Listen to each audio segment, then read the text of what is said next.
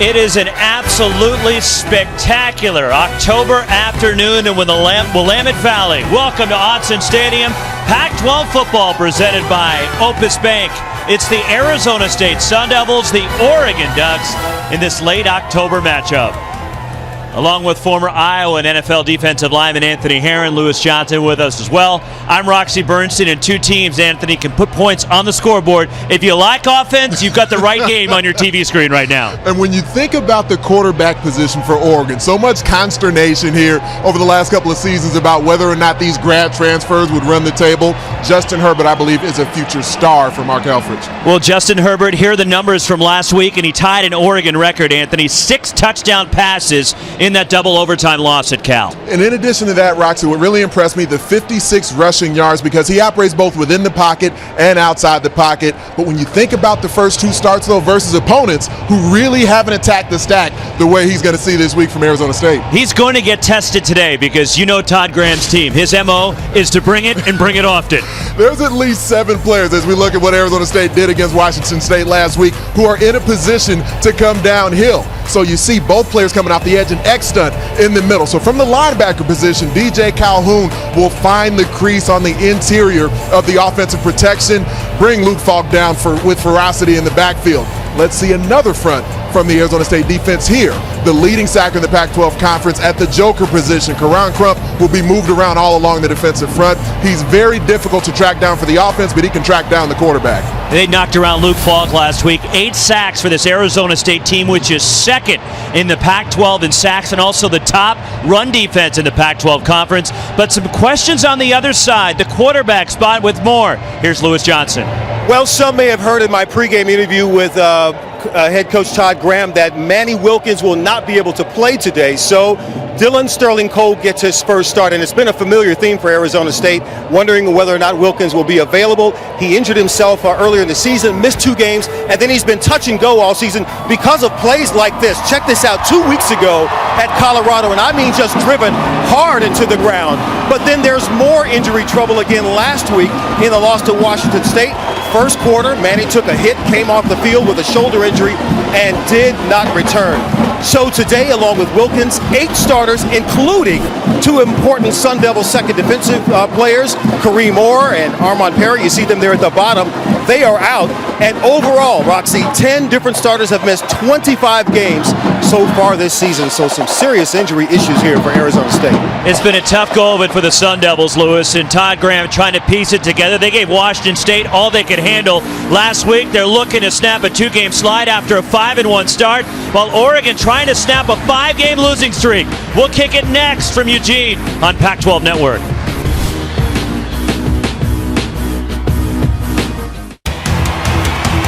Autzen Stadium in Eugene, Arizona State, Oregon. Both teams in desperate need of a win. It is rocking here in Eugene despite the 5-game losing streak for Oregon. A look at Dylan Sterling Cole, the true freshman, Anthony, making his first career start for Arizona State today. I'm sure there's some viewers out there that like arm strength, overall arm talent, if you will. It's going to be a fun one to watch Dylan Sterling Cole try to operate against this Oregon defense and the way he can let the football hum.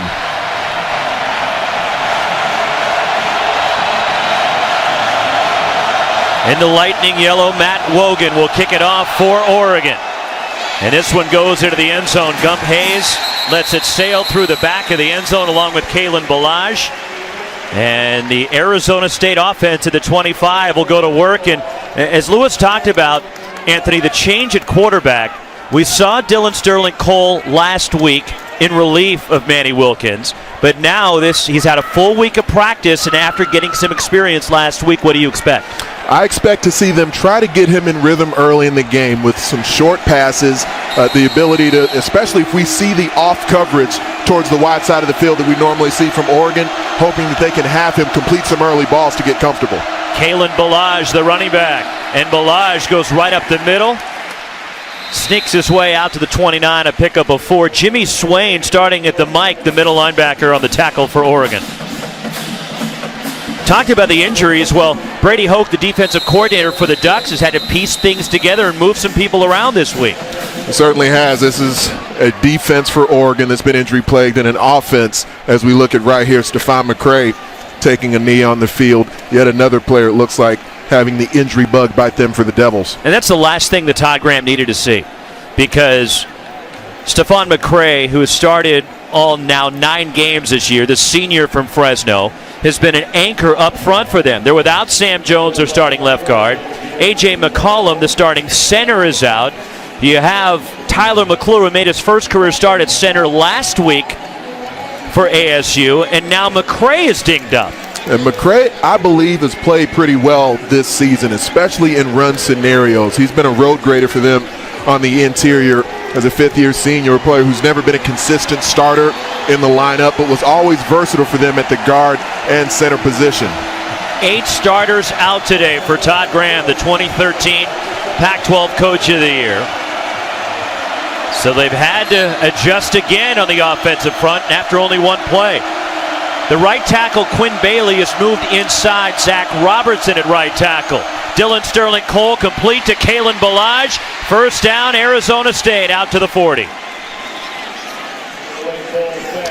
Roxy, you mentioned Brady Hoke, the defensive coordinator for Oregon. He really anticipated that Arizona State would come out and try to run the football at his defense because they've been so ineffective. Our first look at the Sparky today. Frederick Gamage in motion. Kalen Ballage, a short gain. We saw this a lot, Anthony, last week with ASU. The Sparky with both Ballage and Demario Richard at running back. And what I loved about the way Chip Lindsey called that game as it developed last week was he took a lot of pressure off his true freshman quarterback by utilizing the Sparky package. 2nd and 9. Another name and number I don't see out there for ASU is Tim White, who was banged up coming into this game. And he was not back to return the opening kick as the ball is juggled and dropped by Jalen Harvey. This has been a bugaboo so far throughout the season for Arizona State, as Tim White has been targeted as much as anyone in the Pac-12, really maybe anyone in the country, and Jalen Harvey in less targets. He's had some drops this season as well. That's one thing that I believe we're going to have to see Dylan Sterling Cole take a little steam off the football as hard as he can throw it. Kyle Williams, who has spent most of the season as a defensive back, a true freshman from Murrieta, California, is in at receiver.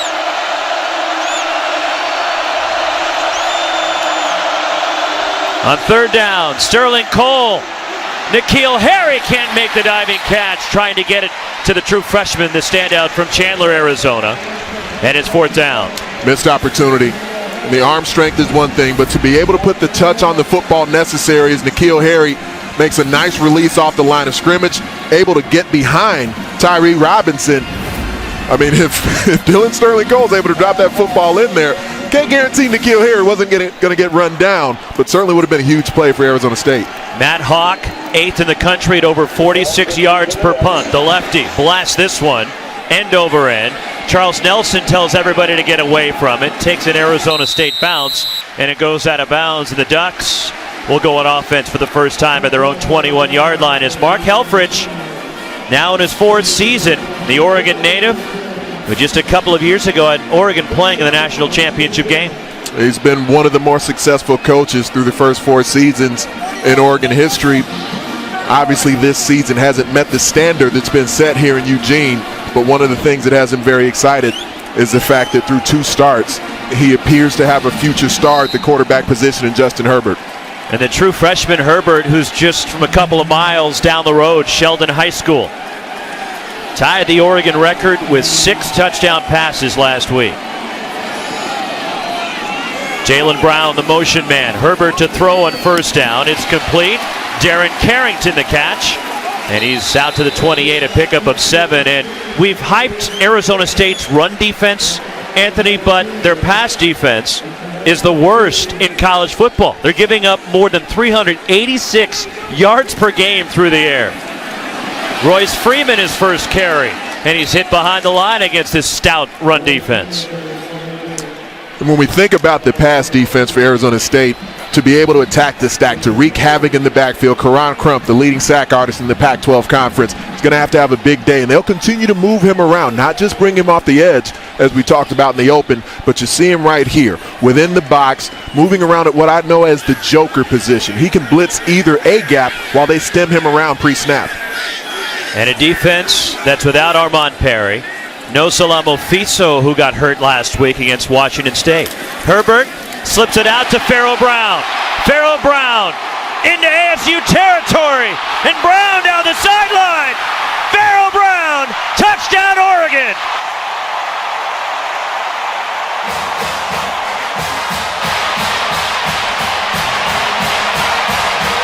"72 yards for the Ducks." Farrell Brown normally becomes a lead blocker from this backfield set. Here he's at the in-line position. Pre-snap, there was so much that was happening with movement in the backfield, but they're able to just long enough pick up Arizona State what they're bringing from that potential 7-man pressure. And Farrell Brown, looking like his old self, able to go 72 yards to the paint. 11th career touchdown. The kicker, Aiden Schneider, brings the swinging gate back in. Quick strike for the Ducks. And the junior from Portland, Aiden Schneider, connects. And the Ducks are on the scoreboard. There have been doubters of the return of the open field speed from the former all-Pac-12 tight end, Farrell Brown, making the defense pay when they bring the heat.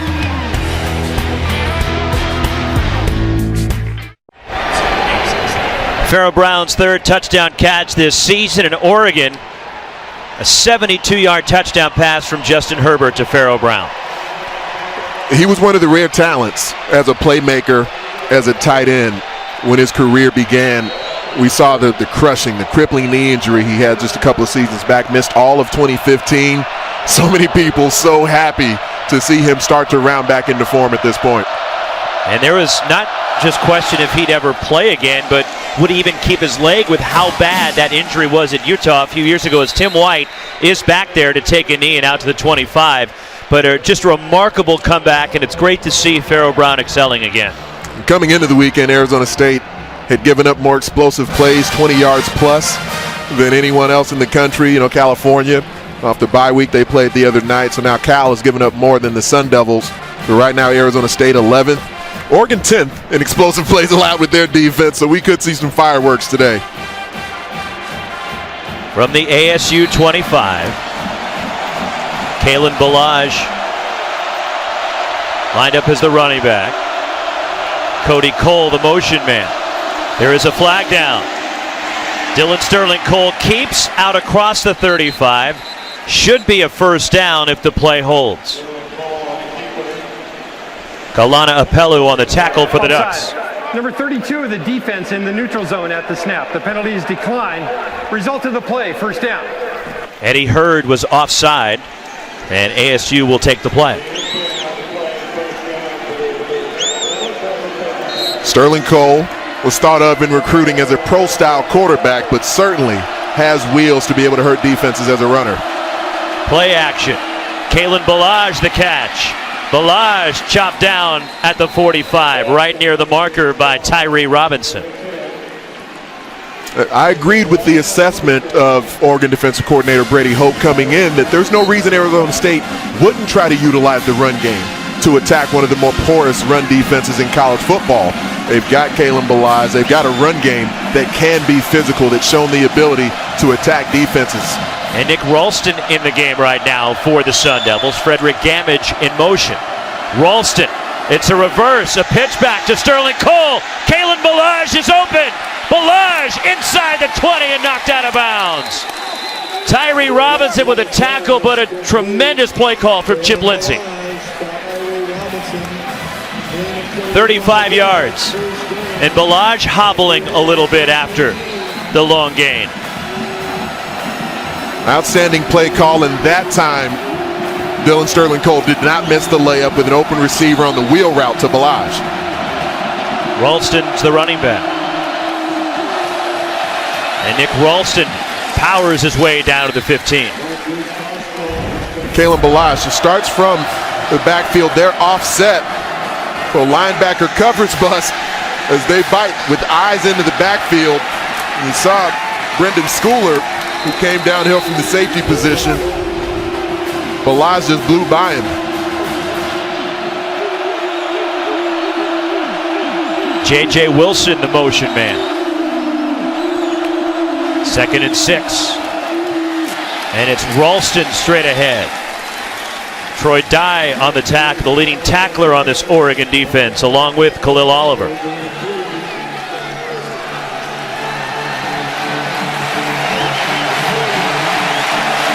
Kalen Ballage checks back in. And it appears we'll get the Sparky look again from ASU.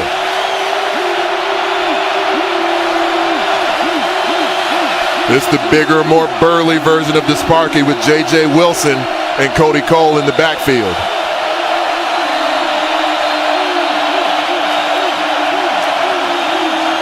Ballage powers his way through the line, into the end zone. Touchdown, Arizona State. Kalen Ballage leads the Pac-12 in touchdown runs, adds to his total that's now 11 on the year.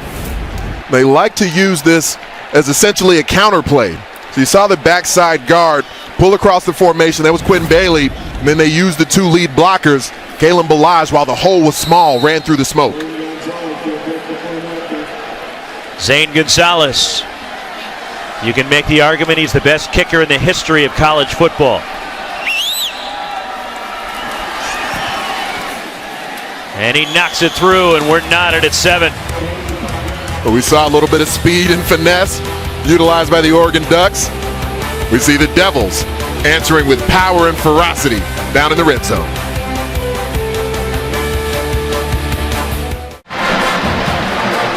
Here's the Cooper Tires scoring drive. ASU's 6 plays, 75 yards, and Kalen Ballage with his 11th rushing touchdown of the season. Of course, he had that 8 touchdown performance against Texas Tech earlier this season. And they're going to need Anthony Kalen Ballage today, considering all the injuries they're dealing with, and it doesn't appear that the Sun Devils have Demario Richard available today. That's huge, because from a protection standpoint, one of the things that they've been able to do in short time that Sterling Cole's been in the lineup is to utilize Demario Richard to help call out the defensive fronts. Zane Gonzalez sails it through the back of the end zone. It'll come out to the 25 for Oregon. Time for the Coors Light Cold Hard Facts. And how about this note on the Ducks, Anthony? In the last 13 games, the teams have combined in which Oregon has played in to 65 or more points. That ties the most in college football history with Texas Tech back in the early 2000s. Well, we know the Ducks are usually going to hold up their end of the bargain offensively, putting points on the board. And especially the last 2 seasons, their defense has been very porous. Well, Oregon has also scored 20 or more in 37 consecutive games, which is the longest active streak in college football. Royce Freeman on first down. And Freeman picks his way out to the 35. That should be a Ducks first down. Now that run looks a little bit more like the Royce Freeman we've come to know and love. Getting vertical, running through contact, pad level down. He didn't look like that last week versus Cal.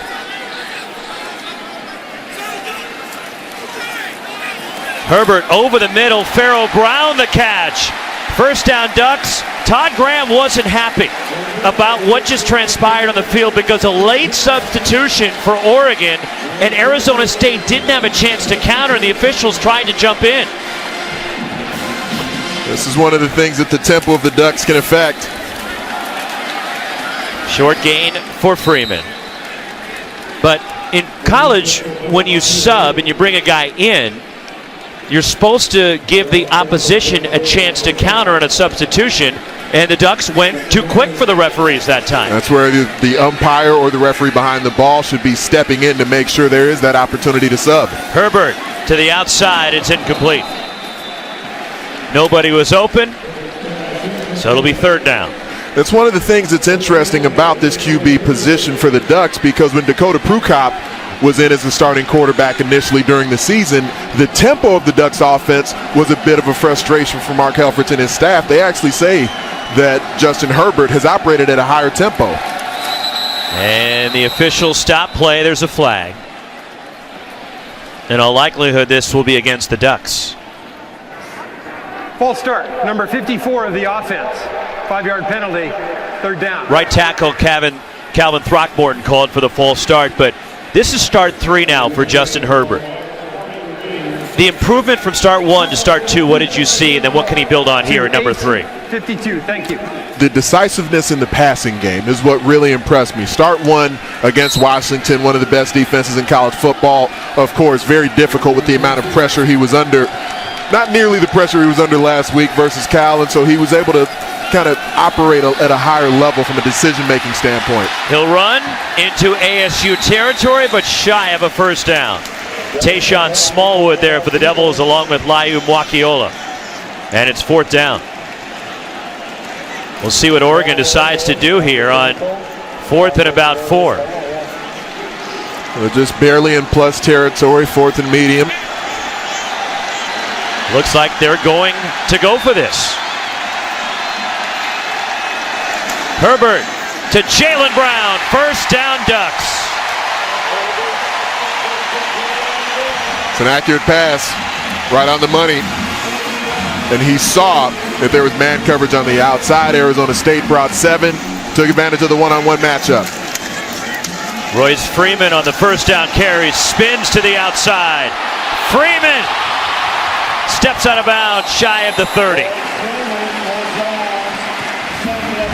On the previous snap, quick, easy read for Justin Herbert, especially because of the fact that the coverage was off. So when you only need 4 yards and Jaylen Brown able to make that quick inside stick move, it's an easy read, nice throw and catch. Freeman 4 carries, 21 yards, first down Oregon. Our apologies to our former colleague Rick Neuheisel. Today in this game, punting is not winning. On the move, Herbert for the end zone, touchdown! Charles Nelson adjusting for the catch.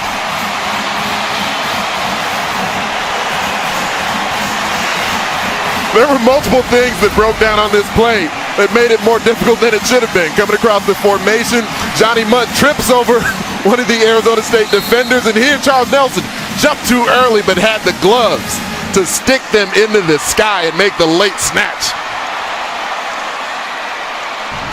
Nelson, who had 2 touchdown catches in Berkeley last week. His first 2 of the year. And the kick is good. There is a flag as Aiden Schneider knocks it through. And we'll check the marker here and see if the extra point will hold.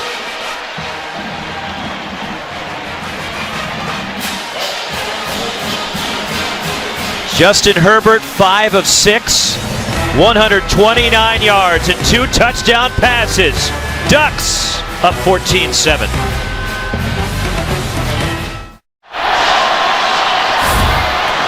Back at Autzen Stadium, things didn't start off bright and sunny here. Watch Johnny Mutt. He's going to motion across the formation and then collide in the backfield, completely falling, but that didn't stop Charles Nelson with the outside release continue to work with his quarterback on what essentially ends up being a scramble drill. Mutt should be the protector on this roll action. He collides in the backfield, and then Charles Nelson jumps too early to play the ball in flight, but he's able to get some hang time going, a la Michael Jordan. Let's put a Nike swoosh on that with a hashtag 12best. Speaking on the other side of the Adidas uniforms by Arizona State, I'm digging them today. I like the new look from the Sun Devils. These are cool. Tim White to a knee, and the Devils will get the football at the 25. Look at those helmets, by the way, and how shiny. Kind of a monochromatic sort of look. It's kind of, they went rivalry basically. They said, we're going to play Oregon. Let's go ahead and bring out our Adidas best. All right, they're the ones who play the uniform game. Well, let's show what we got. And that's strong uniform game from the Devils today. No doubt. And we can read the numbers. That's always a plus. That is a big positive as far as we are concerned. Dylan Sterling Cole, the freshman from Houston. His first career start. N'Keal Harry in motion. Harry on the tunnel screen. He's out to the 29. Ugo Amadi on the stop for Oregon. And the last Arizona State quarterback that made his first career start in this stadium, you got to go back to the last time the Devils were here in 2011. Brock Osweiler, his first career Sun Devil start right here against Oregon. Nick Ralston in the backfield with Kalen Ballage.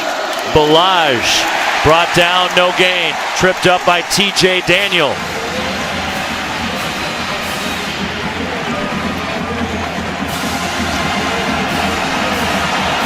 And third down.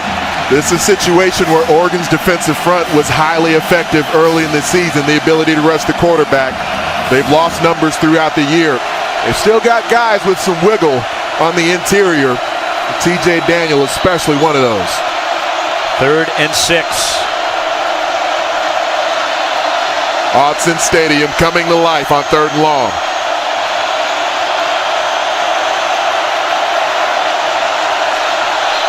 Timeout Sun Devils. Play clock was winding down. They are in danger of a delay of game.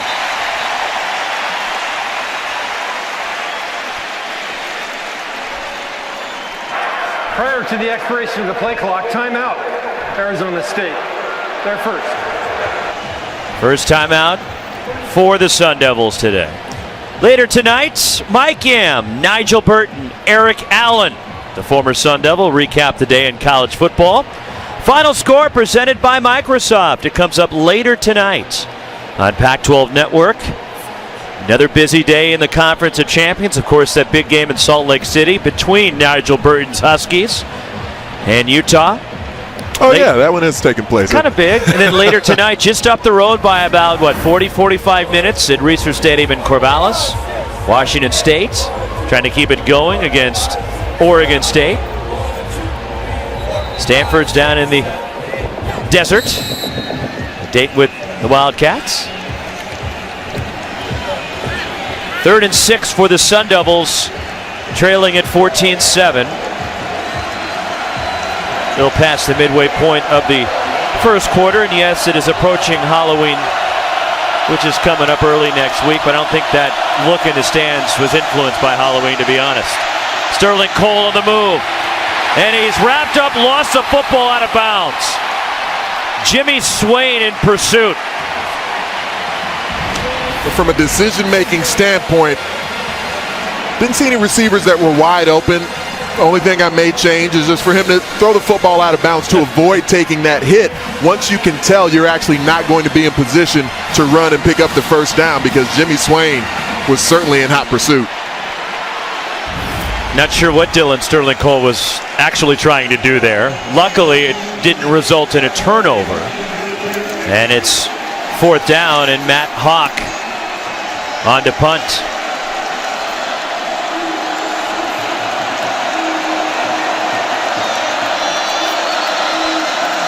Almost blocked. He gets knocked down. There's a flag. Charles Nelson on the return. And Nelson, a short return, but there is a flag in the area where Matt Hawk let fly. It looked to me like the plant leg was hit.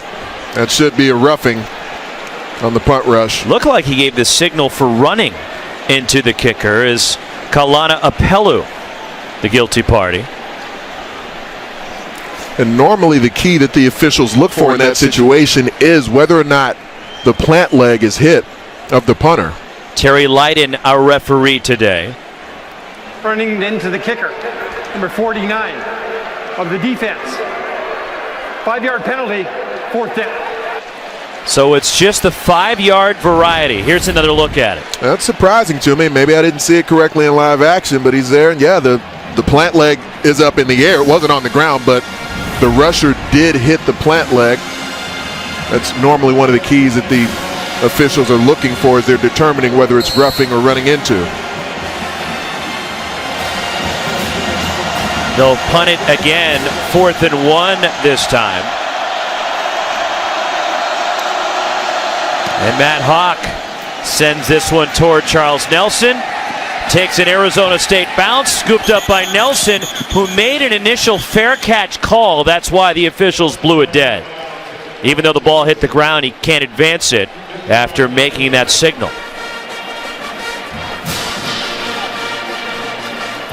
Ducks with the ball at the 22 is Nelson. Here he was, and once Nelson makes that signal right there, he did kind of put the hand up, but that's enough in the official's eyes to signal for a fair catch. He's given himself up. It was sort of a half-hearted above wave. I'm not quite going fair catch, then I'm not quite going poison.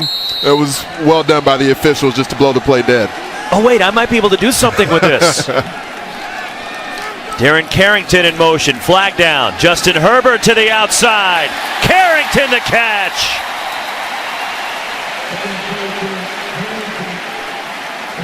"23 yards if it stands." Offside. Number 1 of the defense lined up in the neutral zone. The penalty is declined. First down, Oregon. JoJo Wicker was offside. And Justin Herbert on that last snap, he had an opportunity to hit Royce Freeman out in the flat. Decided not to take that even though Freeman was open. Went with the hole shot up the sideline instead. That showed some confidence. From the 45. And now the officials blow the play dead at the snap. Full start, number 78 of the offense. 5-yard penalty. First down. Right guard Cameron Hunt. Let's check in with Lewis Johnson. Hey, Roxy, since the start of this game, Todd Graham has been on one knee in front of his defense every chance he's had. Of course, these schematic conversations I can't reveal, but he's been encouraging his defense to use good technique, continue to fight on defense, and try to slow down this Ducks offense that's been gashing them with the explosive plays. He even said to some of his leaders, you guys know what to do. Make the calls and make the defense happen. Roxy? All right, Lewis, Pharaoh Brown again with the catch into Arizona State territory, and that's Todd Graham's a defensive guy. He's going to be heavily involved in every aspect of that side of the football. Between himself, his defensive coordinator, Keith Patterson, they've given up a lot of explosive plays, but when they've chosen to, they've been able to beat up quarterbacks. We haven't seen them get a lot of pressure on Herbert so far. Herbert complete. Darren Carrington, his third catch. It's been because of a combination of tempo and decisiveness from Justin Herbert, getting the football out of his hands very quickly in certain situations, just taking his profit, not always going for the big play. Herbert is 8 of 9 for 175 yards and 2 touchdowns. He'll tuck it and run. He'll slide.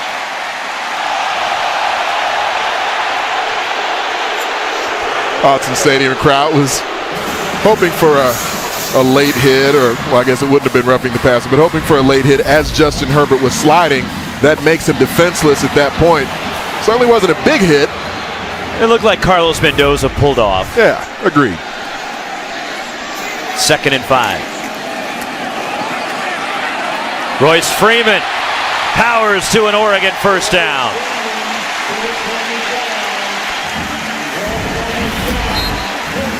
Brady Aiello did an outstanding job sticking and staying on the block with Laiu Makiola, the left tackle position. That was textbook. From the 25, Royce Freeman bottled up at the line of scrimmage. Good surge led by Carlos Mendoza and Marcus Ball.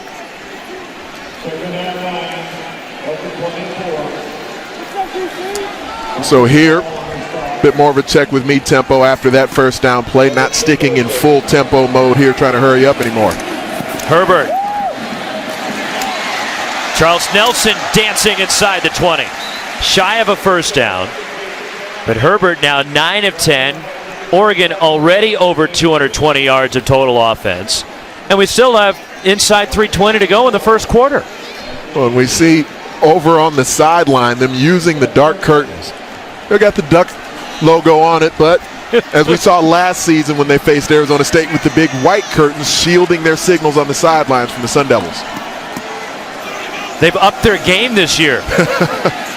Through the hands of Pharaoh Brown, incomplete. Wouldn't surprise me at all if we see them continue to go for this fourth down from this field position. Mark Helfrich leaving the offense out there. 4th and 4. Now they do have the most accurate kicker in Oregon history in Aiden Schneider if they do want to kick. But they're going for this on 4th and 4. They came in having gone for the third most fourth down attempts in the conference so far this season. And Todd Graham calls timeout before the snap. Arizona His State second. has called their second timeout of the half. 30 seconds in duration. So 4th and 4, and the Oregon Ducks have been a little bit off target the last couple of years. So here's, you go back to the start under Mark Helfrich, but now the decline, and they're trying to snap a 5-game losing streak today. And for Oregon, it's the longest losing streak for an Oregon football team since they lost 5 straight in 1996. And this was after a 2-0 start when Oregon was ranked to begin the year. And they're trying to avoid their first 6-game losing streak since the end of the 1991 season today. The Ducks defense coming in last in several different categories. They've been playing with what I like to call an extra heartbeat on the field today, though. We saw that on display from Arizona State last week, their game versus Washington State, flying around the field. So Mark Helfrich rethinks his decision, now sends his kicker Aiden Schneider out there. Taylor Alley is the holder. 36 yards. Schneider. It's good. And Schneider is now just 4 for 4 in his field goals this year, but it gives the Ducks a 10-point lead.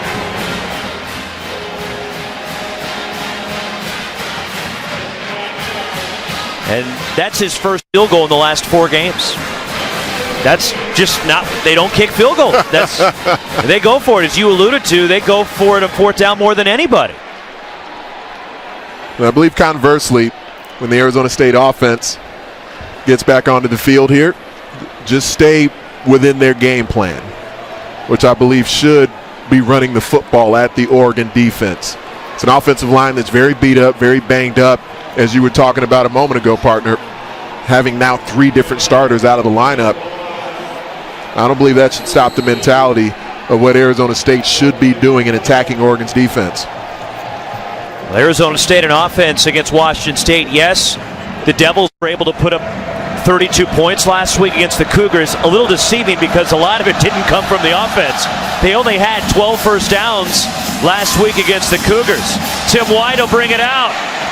Tim White, who returned one for a touchdown last week on a punt, gets that one out near the 30-yard line. Let's say good afternoon to Ashley Adamson. So a tight one in Salt Lake City between Washington and Utah. All right, Ash. 17-7, the Ducks on top as Dylan Sterling Cole back to work. He is 4 of 7 for 61 yards to begin the ballgame. Kalen Ballage straight ahead. And that's an area of concern, the middle of Oregon's defense. Talking to Brady Hoke yesterday, Anthony, where Cal gashed them last week for over 300 yards rushing, and they were susceptible up the middle, and that's where Cal took advantage of it. They've only had the same starting unit 2 different times throughout the season, and that certainly wasn't in back-to-back weeks. The defensive front for the Oregon Ducks has continued to be young and inexperienced as injury has just savaged them. 2nd down 8. There is a flag.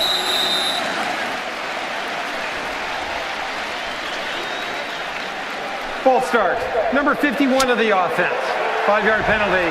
2nd down. Right tackle Zach Robertson. And that's one of the things it's forced Brady Hope to do, is to really simplify the defense, to taper back how they operate from a play call standpoint, because you can't do as much movement pre-snap, stemming around, disguising. You can't roll coverages as much when people on the field don't really know what they're doing.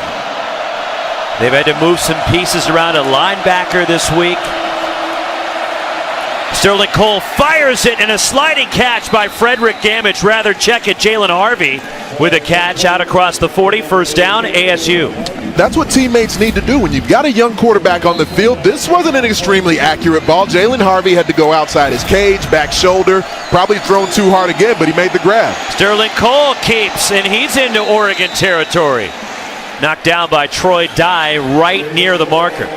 And it is enough for a Devils first down. We see Chip Lindsey trusting his true freshman quarterback to go some tempo. Open. Harvey the catch. Harvey down near the 25. Brendan Schooler with the tackle, but ASU finding a rhythm. We got to remember, it's been less than a month that Dylan Sterling Cole wasn't on the scout team. He wasn't a part of this quarterback battle during the preseason. He was the fourth guy going into camp this year. All types of injuries that started in training camp for ASU at quarterback. No gain for Kalen Ballage as Jalen Jelks and Henry Mondu on the tackle, but Manny Wilkins, Brady White, he also had Bryce Perkins in the mix, and they were going to redshirt Dylan Sterling Cole. Plans clearly have changed.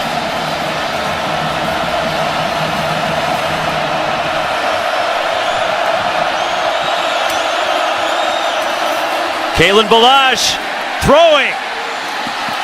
J.J. Wilson, first and goal, Arizona State.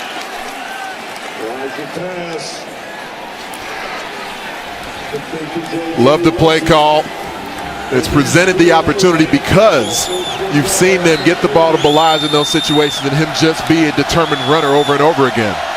Here is Ballage, and he lunges down to the 1 yard line. Danny Mattingly on the tackle.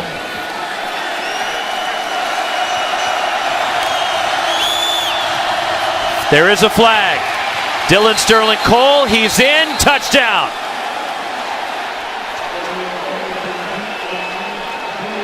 There is a flag. The Ducks couldn't even get lined up. Offside, number 35 of the defense. The penalty is declined. Touchdown. Touchdown, Arizona State, and the first rushing score for Dylan Sterling Cole. That's quite an answer from Arizona State's offense. Not only being able to run the football effectively, but doing so with tempo and mixing in some situational passes. They will take a look at this. The ruling on the field is a touchdown run for Dylan Sterling Cole.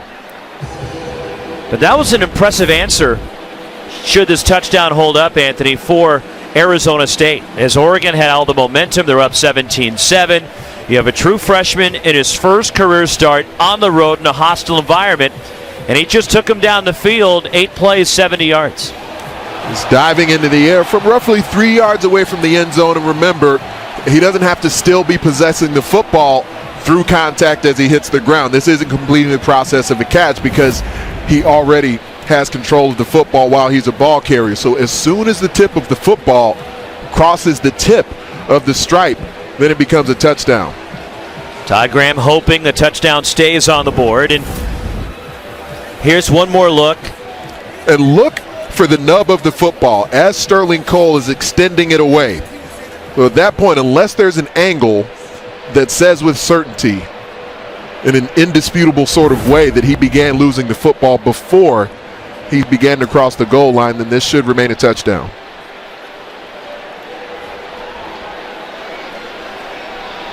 After further video review, the ruling on the field stands. Touchdown, Arizona State. So Terry Lydon telling us it stands, and it's a touchdown.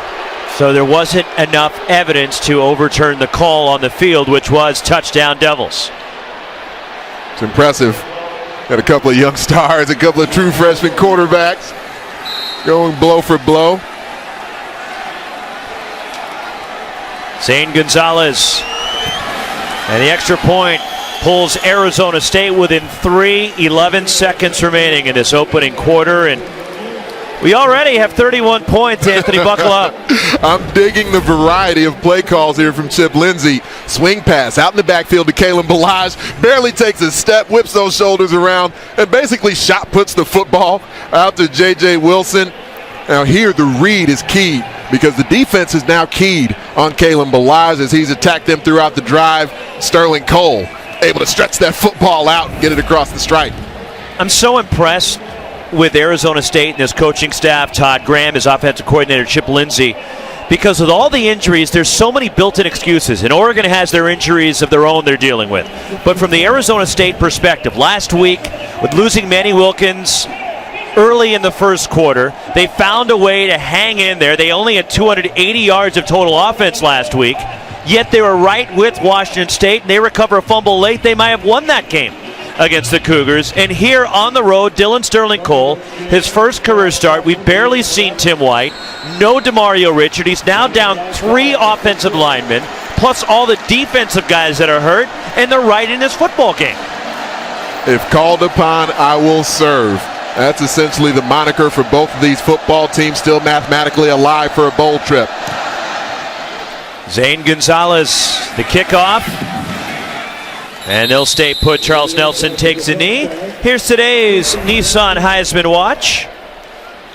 With some contests still to come here, Jake Browning, possible Heisman moment today in Sac Lake City versus the Utes, the best team they faced this season. Lamar Jackson looked human on the field in the game against Virginia today. Donnell Pumphrey's been putting up historic numbers throughout his entire career for the Aztecs. And Jabril Peppers, a very gifted playmaker with a versatile skill set in every phase of the game. So the Heisman Watch presented by Nissan. Ducks from the 25. And Justin Herbert. And Royce Freeman. And he's brought down for a loss on the play. Behind the line as a surge from the Arizona State defense led by Karan Crump. It's the end of the first quarter. A lot of offense, we promised it, and the teams have delivered.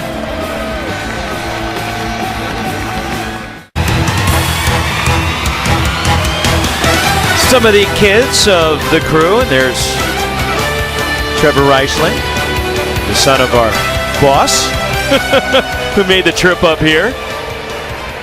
Our boss Kyle, not Trevor. Yes, that's Trevor's true. Trevor was with the Pumpkins. He's carving them right now. I'm guessing he's busy getting ready for a Charlie Brown Halloween. Start of the second quarter along with Anthony Herron and Lewis Johnson. Roxy Bernstein with the Autzen Stadium in Eugene. Justin Herbert. Karan Crump with his first road sack of the season. And now Crump is down. My goodness, could it get any worse for Todd Graham? The Pac-12 sack leader, Karan Crump, with his 9th of the year, his previous 8, it all come at Sun Devil Stadium. And he gets the sack, but then he goes down with an injury. This is as Herbert rolled out. Crump, as he's been doing throughout the season, did a great job closing. Well, they look at Karan Crump, will step aside. Ducks lead it by 3.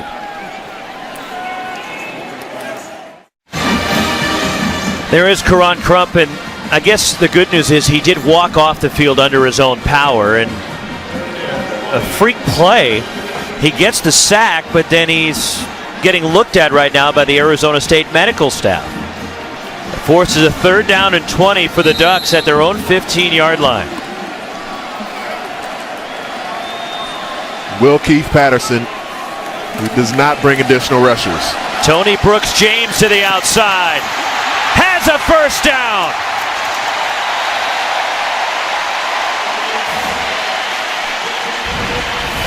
.30 yards. That's a great decisive read. And Tony Brooks James able to run through one tackle and then just eat up the angles of the other oncoming tacklers.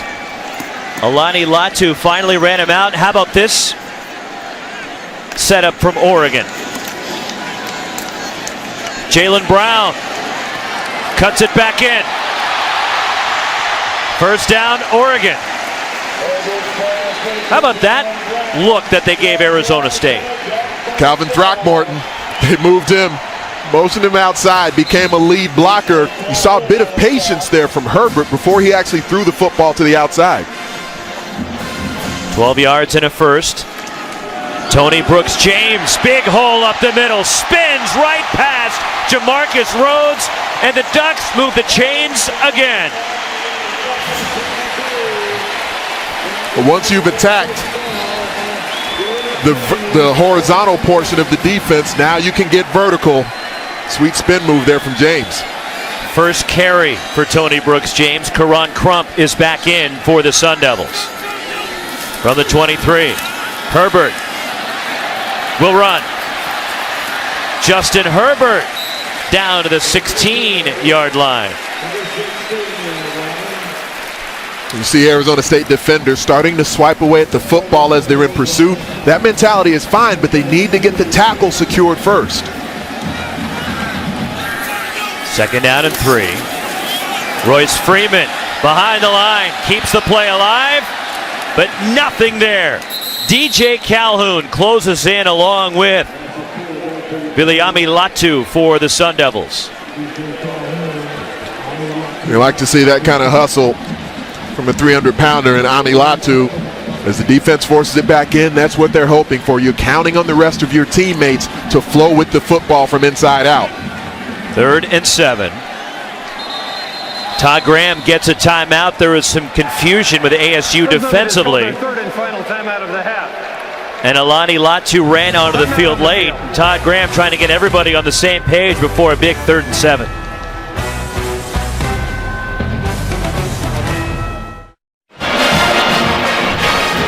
Third down and 7 for Justin Herbert and the Ducks at the ASU 20-yard line. And there are the numbers so far in Herbert. And we've talked about how Arizona State struggles against the pass this season, and Herbert taking advantage of that.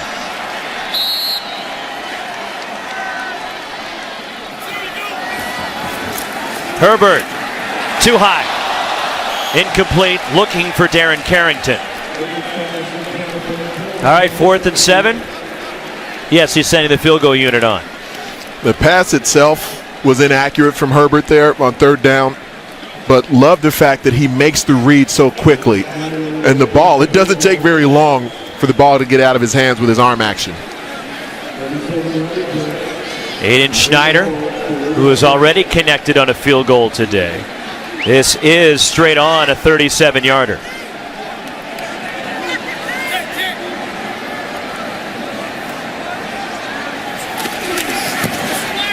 Schneider, and he got it. And it's 20-14 Oregon.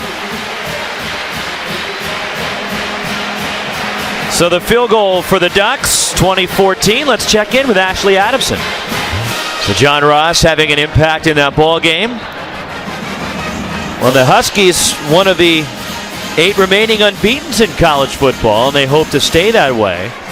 And here's the list, which does include Boise State, Western Michigan outside the Power 5. It's one of the things people forget when you think about even Washington State going 0-2 to start the season out. It's one thing to lose to another FCS foe. You don't want that. But Boise State, highly ranked opponent, undefeated up to this point in the season. They've been one of the top teams in college football for a number of years now. Matt Wogan to kick off. Sends this one deep. From the end zone, here comes Tim White. White brought down shy of the 20. Malik Lovett with the special teams tackle. Let's take a look at the Taco Bell in-game leaders. And Kalen Ballage, the average isn't there, but he's doing a good job balancing this Arizona State offense. Especially because of the fact that you know the defense keying in on Kalen Ballage anytime he's in the backfield. From a receiving standpoint, Pharaoh Brown, nice to see him with a big day so far. Of course, had that 72-yard touchdown catch. And run. From the ASU 18-yard line, Dylan Sterling Cole, his first career start. And it's Nick Ralston on the carry, and Ralston wrapped up by Jimmy Swain across the 20, a pickup of 6 yards out to the 24. Ralston, a redshirt freshman, originally came in as a linebacker, but they moved him to running back, and he's moved up the depth chart as number 2 today in the absence of Demario Richard behind Kalen Ballage.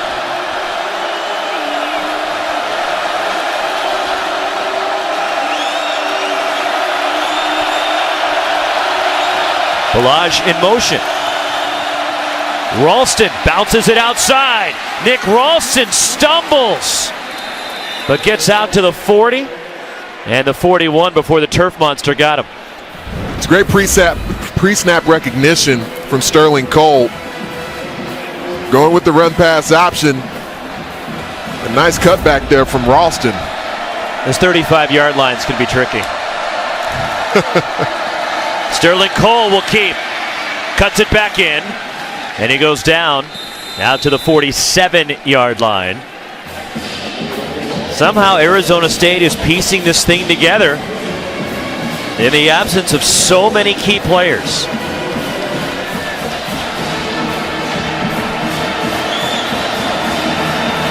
Keep in mind that Sun Devils under Todd Graham are 8-3 in games coming off losses. One of those losses last week against Washington State after losing 2 weeks ago in Boulder. Dylan Sterling Cole sacked. Troy Dye, the first man there. Also help from Eddie Hurd. And while it wasn't a part of what made the tackle on the outside, Arian Springs ends up playing the inverted technique correctly, and so Sterling Cole had nowhere to go with the football.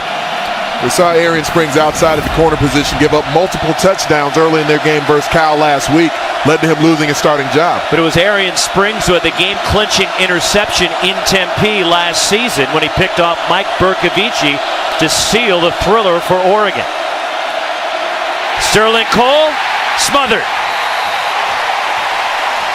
TJ Daniel, Henry Mondu were there for the Ducks. This is where the pocket presence isn't fully evolved yet, because people aren't necessarily winning clean as they're attacking the pocket. This would have been an opportunity to keep some throwing mechanics going and then just continue to have a throwing base. But Dylan Sterling Cole just sort of still uncomfortable as he sits back there. Second sack for Oregon. Matt Hawk, his third punt of the day. And this is a beauty. Charles Nelson inside his 15. And Nelson brought down shy of the 20.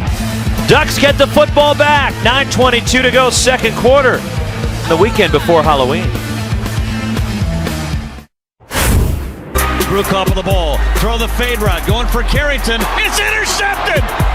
It's intercepted! Back to throw again. Looks over the field. Throws it. Intercepted. Game over. 52-49 in double overtime. Some heartbreak for Oregon during this 5-game losing streak and some tough losses at games that very easily they could have been on the winning end of. 0-3 this season in games decided by 10 points or less. Royce Freeman, a first down carry, pushed out of bounds. As Oregon trying to snap this 5-game slide after the 2-0 start. And again, they have not lost 6 straight since the final 6 games of 1991 as Karan Crump there on the Arizona State sideline. On second down, Justin Herbert open over the middle. And a short gain to Pharaoh Brown, who has just gone over 100 yards receiving. We check in with Lewis Johnson. Yeah, so Karan Crump, who we saw on the field earlier in pain, got back up. Trainers looked at him. He did a couple of sprints and jumped. He was back in the game. But then a few moments ago, here he is back on the sideline. They're looking at his right knee. The face said a lot, and now there's a brace going in the right knee. We'll try to find out more in just a moment, Rox. Lewis, what else could go wrong for this Arizona State team? It's remarkable the injuries they're dealing with. Charles Nelson, the catch, first down Oregon, but here's more with Lewis. Yeah, I'm going to tell you, the other thing that they don't want to hear is that Stephen McCray, the big fellow, the right guard who left the field in the first quarter, is back out with those shoulder pads. They were looking at his right shin and ankle, so there's, again, more bad news they don't want.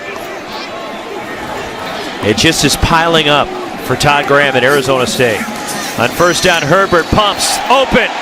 Jaylen Brown into Arizona State territory. But Herbert just doesn't look like a true freshman. His decision making, the comfort he has in the pocket. Again, another hole shot. Now this is a late roll from the safety. Not in position yet, but part of that because of the pump fake that makes the spacing much wider for the secondary. Screen set up, Tony Brooks-James. Spins. Close to a first down.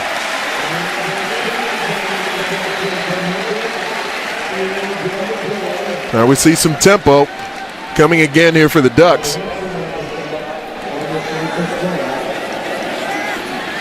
2nd and 1. Tony Brooks-James pushed back, spins to the sideline. Brooks-James first down, Oregon.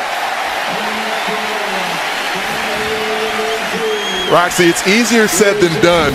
When pre-snap, you can tell the defense is in a penetration mode coming into the backfield. As a running back, it's your job to run through the smoke, to break through that glass, knowing that there may be defensive bodies flying by you.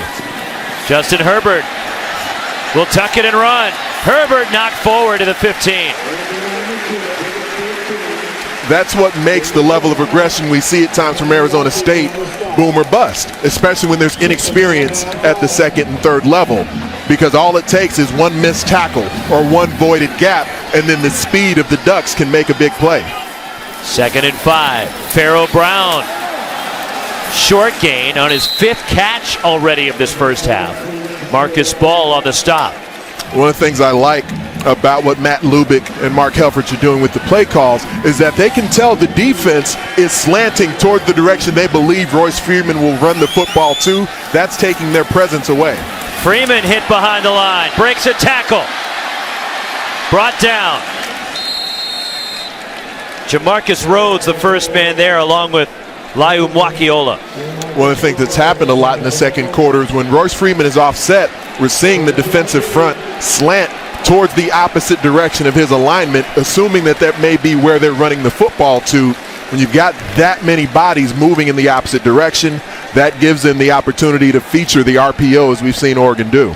Aiden Schneider coming back out. This will be a 30-yard field goal attempt. Ducks' 3rd trip into the red zone, 3rd time they've lined up for a field goal. Schneider's 2 for 2 today. Schneider 3 for 3, so he was 3 for 3 on the season coming in. He's made 3 field goals in this one. 9-point lead for the Ducks.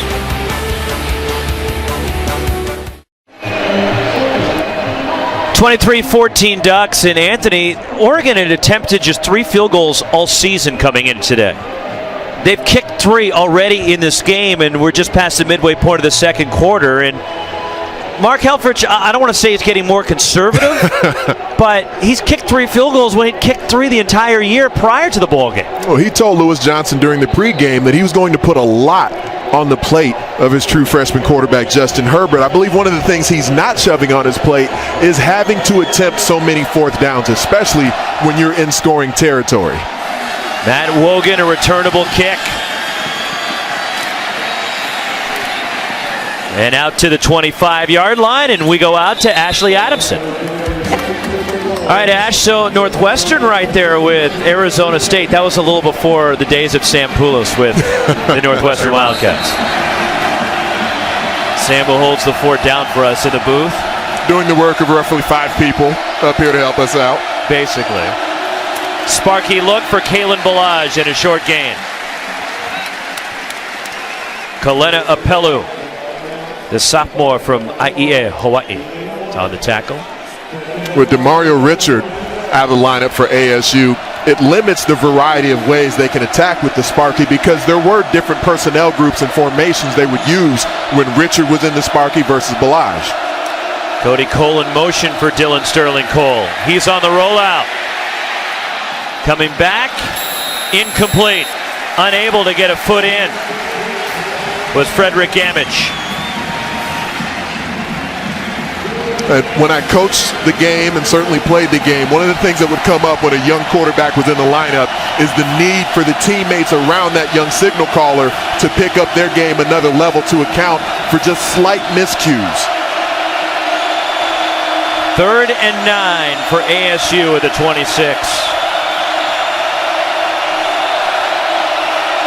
Kyle Williams in motion. Off his back foot, incomplete, with the pressure coming at Dylan Sterling Cole. Henry Mondu applying the pressure. I'm talking pocket presence, and so there is an arc to this pocket initially. We're going to see Sterling Cole. There's an opportunity to maybe just slightly step up, slide the pocket, climb vertically to where there's a seam, as opposed to just eating the football or staying in harm's way. He just doesn't quite seem to have that feel yet. Matt Hawk, the punter. Short kick, calling for a fair catch, and sliding to make the catch is Charles Nelson for the Ducks at the 40 after a 34-yard boot from Matt Hawk. Coming up on the State Farm halftime report, stay tuned for Ashley Adamson, Curtis Conway, Nick Aliotti, and Ronnie Lott. They'll break down the first half of this one. Update on the Huskies and Utes in Salt Lake City in the Big 12 season unbeaten go down. That's all coming up on our State Farm halftime report. Mark Helfrich and the Ducks looking to get a score, or maybe two, considering there's 4:32 left before halftime. Well, we showed earlier this Arizona State defense has given up as many explosives as anyone in the Pac-12 conference this season, so maybe Oregon can go big play and look to get a 2-for-1 from a possession standpoint. 38th straight game, the Ducks have scored at least 20 points. There's a flag in the backfield. Justin Herbert incomplete, and the flag is in the area of holding.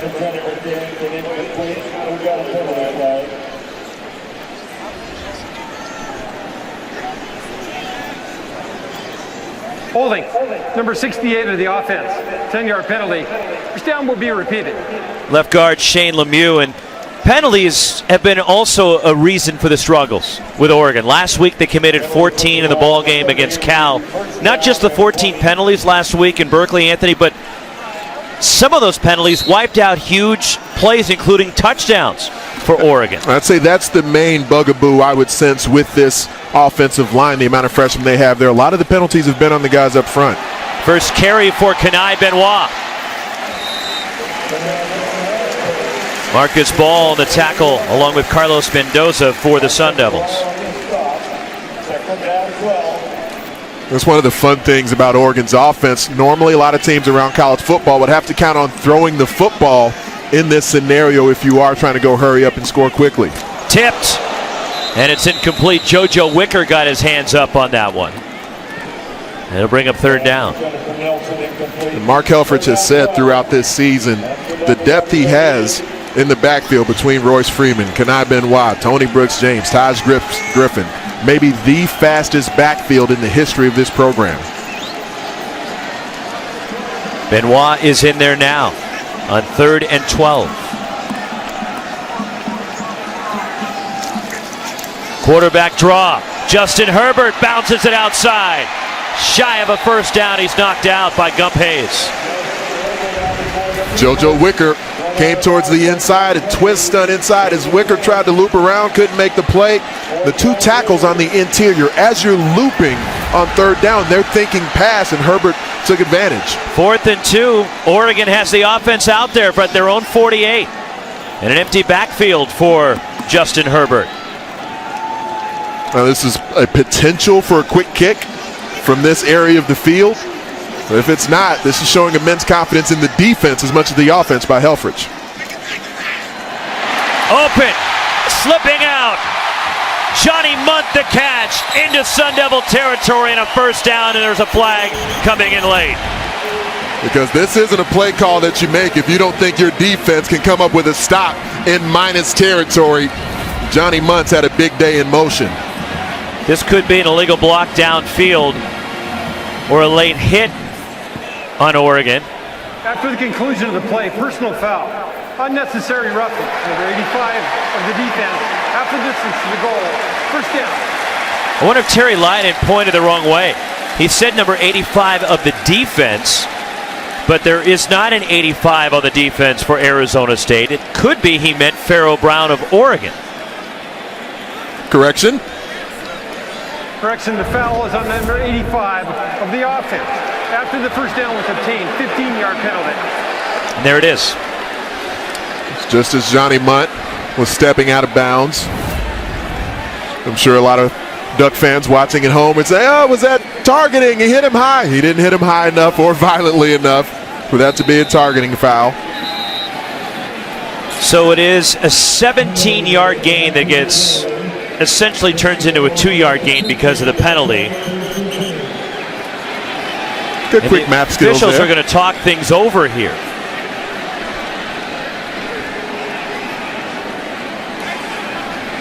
Ball at midfield.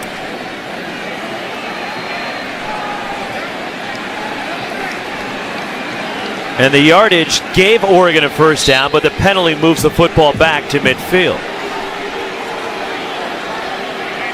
Well, it's a dead ball foul, so it's from the spot. That's why they lose the yardage back. Kenai Benoit picks his way. Sorry, partner. Not sure what Coach Helfrich is so upset about. Karan Crump back in the game. And we were talking to Mark Helfrich and their offensive coordinator, Matt Lubick, yesterday about all these penalties. And some of the penalties, they both said you can live with. The penalties of trying to make a play. It's the effort plays and the effort penalties are okay. It's the dumb penalties they need to eliminate. There's a sack. Viliami Latu with the sack as Herbert knocked back to the Oregon 40. Now the ASU defense gaining yards. Excellent club move, getting the shoulders skinny around the offensive blocker. You love the violence of the hands there from Latu. And for the senior, Viliami Latu, his second sack on the season, forces a 3rd and 20. But the penalty, like Pharaoh Brown just made, that's the one that will drive the Oregon coaches crazy. Kenai Benoit wrapped up after the screen near midfield. Marcus Ball, the first man there for the Sun Devils. And the punting unit will come on, and Ian Wheeler for Oregon. Well, the tackling on these plays so important, and it's gotten better throughout the first half. Still a lot of tackles have been missed by Arizona State's defense toward the exterior, and that's where Marcus Ball, Laiu Wakiola, they've been great coming from the inside working out. But on those RPOs, those run pass options where Herbert throws the ball to the receiver outside the numbers, that's where not having Kareem Orr in the lineup hurts their defense. Putting some more time back on the clock, and it'll start on the wind from Terry Lydon, our referee. Clock to read 40 seconds as a result of the defensive player's helmet off. Thank you. Arizona State should get the football back, assuming that Oregon does punt. As they'll take their sweet time in milking it down, and the Sun Devils have no timeouts remaining here in the first half.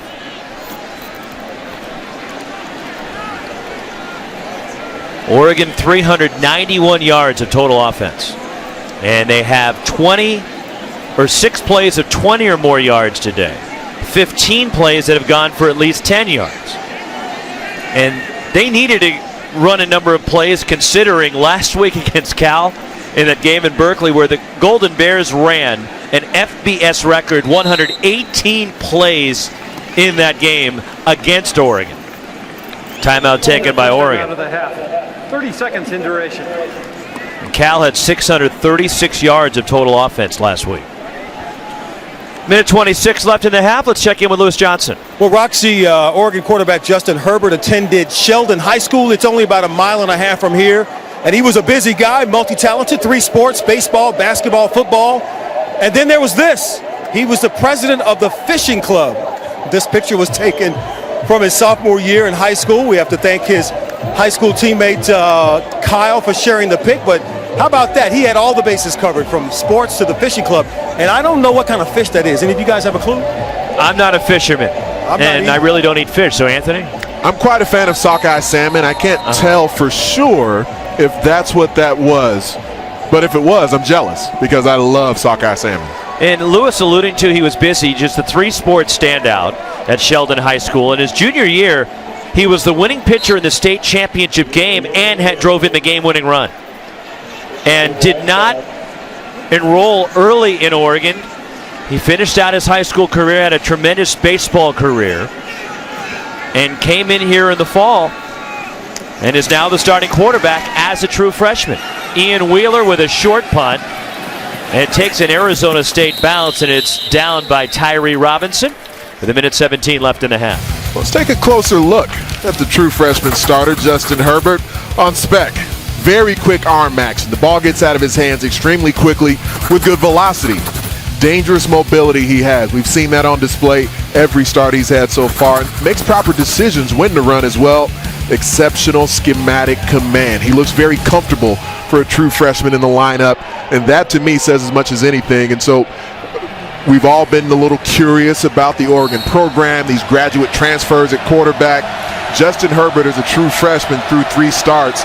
It looks like this is a job he's going to be able to hold down for a while. The true freshman, Dylan Sterling Cole to the outside to Kyle Williams, and it's short hops on the way to the receiver. And Williams, again, showing you the desperation, the injuries that ASU is dealing with. Kyle Williams, now he was a two-way standout in high school, but he came in as a wide receiver. They moved him to defense because they needed him over there, but now they need him back on offense. We have not seen Tim White on offense. We've seen him only on returns. High and a nice one-handed grab by Kyle Williams. It's a short gain, but that was a nice effort. And this just showing a bit of the dichotomy between the two true freshman QBs, because Justin Herbert, while he didn't show up until the fall, he's been a part of the varsity mix, getting reps with the first team throughout the year. Dylan Sterling Cole just hasn't. It's only been a few weeks that he's been in the mix to potentially get snaps, and so there's things where the rhythm, the timing are just still off. And his first career start today. 3rd and 11. Sterling Cole intercepted. Kalana Apello with the pick, and the former walk-on comes away with the interception, his first career pick.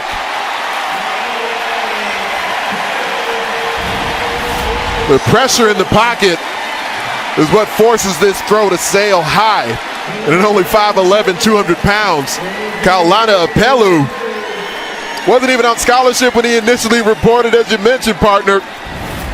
But talk to Don Pelham, the linebacker coach, former defensive coordinator, about Apello. This has been one of my favorite young players in the Pac-12 throughout these last few weeks, because he wasn't in the lineup early in the season, and as Apello has started to emerge as of late, Pelham told me just yesterday he loves this kid because he's willing to attack. He's built like a DB but plays like a linebacker. Justin Herbert over the middle for Pharaoh Brown, and he hangs on. Turning into a huge day for the senior Pharaoh Brown. 22 yards. That 6'6" frame on display. Justin Herbert putting the ball where only Pharaoh Brown could get it. Tony Brooks-James dancing. Brooks-James inside the 5. Timeout Ducks with 13 seconds left in the half. And this, not just the anticipation, but the placement of the football. Beyond the second level, but before the third level can react. 30 seconds in lane. Comes out a little wobbly. Look at Pharaoh Brown, willing to put his body on the line as Jamarcus Rose comes in and lays the thunder. Pharaoh Brown, 6 catches, 125 yards, and a touchdown already. And Oregon getting a short field after their first forced turnover in 13 quarters. The first career interception for Kalana Apello, and the pressure coming from Jonah Moy to force that poor throw. And now Oregon knocking on the door at the 4-yard line. They do have 1 timeout left. The Oregon defense had gone 14 quarters without a takeaway. Leading into that moment, the big play by Apello, that's huge. Because when you can steal a possession in a game like this that may continue to go score for score, that gives you the additional opportunity. 2nd and goal.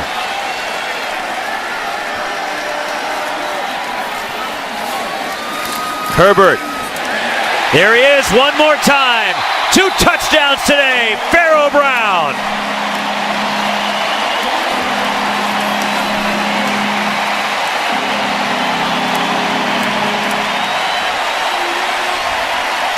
And they beat one of the few experienced players on the field at the linebacker position, DJ Calhoun. Made it look easy. And this last sequence here, the interception, the short field, the touchdown, could be a backbreaker for Arizona State. Aiden Schneider for the extra point. There are 9 seconds left in the half. 30-14 Oregon, and an enormous day continues for the senior from Lyndhurst, Ohio, Pharaoh Brown. He acted like he was blocking for just a moment. That averts the eyes of the linebacker Calhoun, who's paying attention to Rolls-Royce Freeman in the backfield, while his eyes go to Freeman to the field side. And that's where Calhoun is late trying to cover Pharaoh Brown. Physicality previously that put them in striking distance down in the red zone. Big physical grab from Brown that set up his touchdown. And we touched on his story earlier, Anthony. It's just remarkable that he's come back from that horrific injury suffered in Salt Lake City 2 years ago, was a medical redshirt last year. And this was the premier tight end in the conference prior to that injury. And he's probably not all the way back. He's still working his way back to that form. But we're seeing flashes of what Pharaoh Brown can do and why he was the best tight end of the Pac-12. He's even had to miss some time this season. He's been a bit banged up, but continuing to work, putting that time in off the field to get himself as healthy as possible. Squib kick from Matt Wogan. Kalen Balaj wrapped up, doesn't even reach the 20. Daquan McDowell, first man there for the Ducks. 4 seconds left in the half. Well, this is a scenario where certainly all is not lost for ASU. Just a 16-point deficit. So I would anticipate we'll see their offense come onto the field, take a knee, head towards the locker room, and prepare to make a few adjustments on each side of the football. It is just a 2-score game.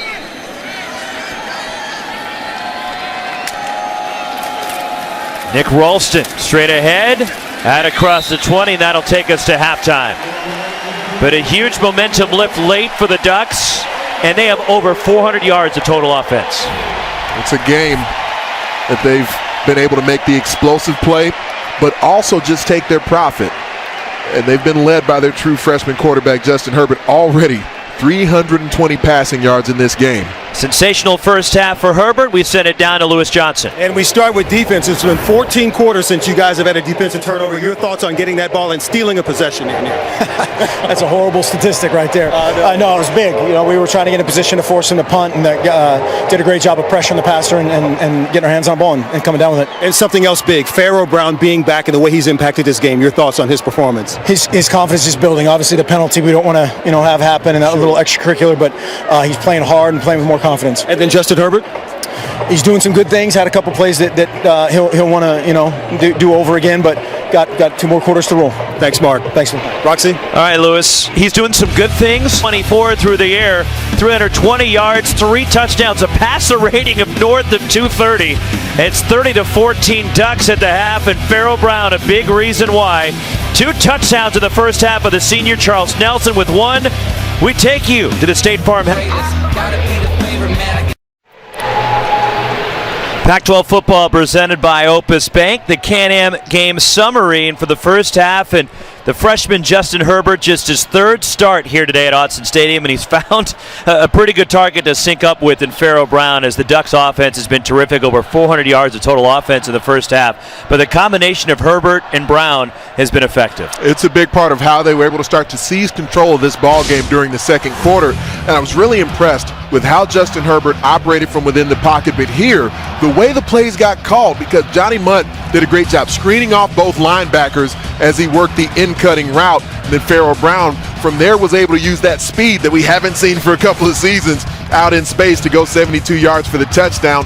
Different look here.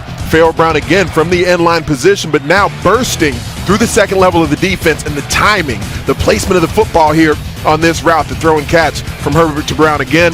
Now let's watch him down inside the 10-yard line, utilizing the big frame, the play action there, ball handling in the backfield from Herbert, then hitting a nice easy throw and catch to Brown for another touchdown. Pharaoh Brown, 7 catches, 129 yards receiving in the first half, and 2 touchdowns for Pharaoh Brown, who 2 years ago was a first-team All-Pac-12 performer. And Justin Herbert, just his 3rd career start last week against Cal, tied an Oregon game record with 6 touchdown passes. And he's in pretty distinguished company with Joey Harrington, Marcus Mariota, Danny O'Neal, Vernon Adams, and Darren Thomas. And now you can add Justin Herbert to the list of Oregon quarterbacks that have thrown 6 touchdowns in a game. Skips to Charles Nelson from Zane Gonzalez.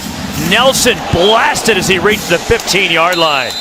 That was a big collision there on special teams, and that'll pin Oregon back at the 17-yard line. Let's check in with Lewis Johnson. Well, Roxy, with a slew of injured players to start this game and key injuries at the defensive secondary, I asked Todd Graham, how does he deal with Oregon's offense here in the second half? And he said, well, their defensive secondaries just made some critical mistakes in the first half. Communication issues. He said he tried 2 to 3 different guys at linebacker. They just had blown coverages. They just need to settle down and try to play some solid defense.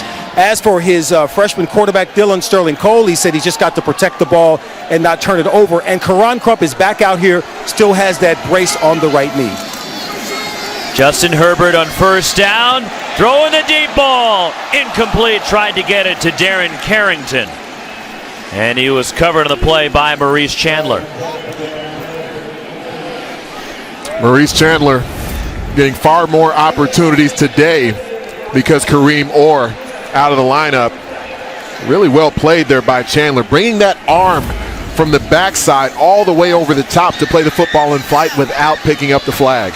Wouldn't have mattered anyways. Penalty against Oregon backs them up inside the 10. So Herbert, the true freshman who started his first game against Washington a few weeks ago. The first true freshman to start a game at quarterback for Oregon since 1983 when Chris Miller started. Hit behind the line and a loss. Royce Freeman bottled up. Tayshawn Smallwood for ASU. Smallwood's one of the players who's been in the lineup throughout the season. He's one of the leaders of this ball club. He really emerges more of a leader back in the spring. Models his game after Will Sutton, the former 2-time Pac-12 Defensive Player of the Year. Sometimes the Arizona State coaches have to do a double take when they see Smallwood, and as you alluded to the comparison with Will Sutton. Herbert lost the ball in the end zone, got it back, and it's broken up incomplete. Tried to get it to Johnny Muntz. There's Jamarcus Rhodes there defensively for ASU, but that could have been desperate times there for Oregon as Karan Crump knocked it free from Justin Herbert. Well, the former basketball star went and one mixtape in his own end zone. The ball bounces directly back up into the cool, calm hands of Justin Herbert, and he's able to get a pass off. Good to see Karan Crump back out there. Third down. Drop play, Royce Freeman out across the 10. And Arizona State gets a 3 and out as Carlos Mendoza with the tackle. And the Sun Devils defensively, third highest total of 3 and outs in college football. And that's another one right there, that's 43. That's the way to start the second half if you're Todd Graham and the Sun Devils. Defense on the field after a second quarter where the Oregon offense was just consistently in rhythm, using tempo against them. We see the Sun Devils staying in attack mode, securing tackles more frequently now. Ian Wheeler punting from his end zone. Tim White just past midfield returning for the Sun Devils. We have not seen him on offense, only in the return game today. Wheeler with a nice punt. White calls for a fair catch and makes it at the Arizona State 46-yard line. A 44-yard boot from Wheeler. Good field position for the Sun Devils, looking to get a spark here in the third quarter. Here's a look at the updated Pac-12 standings after Washington's big win at Salt Lake City over Utah. The Huskies remain unbeaten, 8-0 on the season, 5-0 in Pac-12 play. And the Cougs in action up the road later tonight in Corvallis against Oregon State, trying to stay unbeaten in conference play. And we could be headed toward the Apple Cup with 2 unbeaten teams in conference play. This one of those games with Washington able to down Utah that the College Football Playoff Committee will certainly pay close attention to, and Heisman voters like yourself, while Jake Browning only 2 touchdown passes, 1 interception, but able to stay undefeated. Best field position of the day for Arizona State, but they're stuck in reverse. Kalen Ballage wrapped up in a loss of 5. Troy Dye, another one of these talented young players, the freshman for Oregon. Well, the unblocked players are doing a great job at slow playing the potential option. So as long as the interior of the Ducks can hold up, that frees up the edge players, the unblocked guys, to attack the stack. Second down, 15. Dylan Sterling Cole, his first career start, the draw. Kalen Ballage brought down near the 45. Again, it's Troy Dye. So you have a true freshman at quarterback for Oregon. Their leading tackler is a true freshman. Their second leading tackler is another true freshman. So, yes, Oregon has taken some lumps this year, but the future's bright when you look at all the young talent that the Ducks have. And I believe play action, maybe not on 3rd and long, but this is something we need to see. Play action from Arizona State's offense this half. Dylan Sterling Cole on the rollout. Incomplete. Well short of the intended target, Jalen Harvey. And he had a space to deliver the ball to Harvey, but again, just limited reps for Sterling Cole. And so there, as he started to sprint, he stayed too flat towards the line of scrimmage. A moment like that is where you want to take your angle, where you get a little bit more depth, and then it won't allow that oncoming rusher to affect the pass as it did in that situation. Fifth punt for Matt Hawk. Charles Nelson back at his own 15, end over end punt this time. And Nelson calling for a fair catch. Oregon backed up inside their own 20-yard line, leading at 30-14. It's a beautiful October day in Eugene.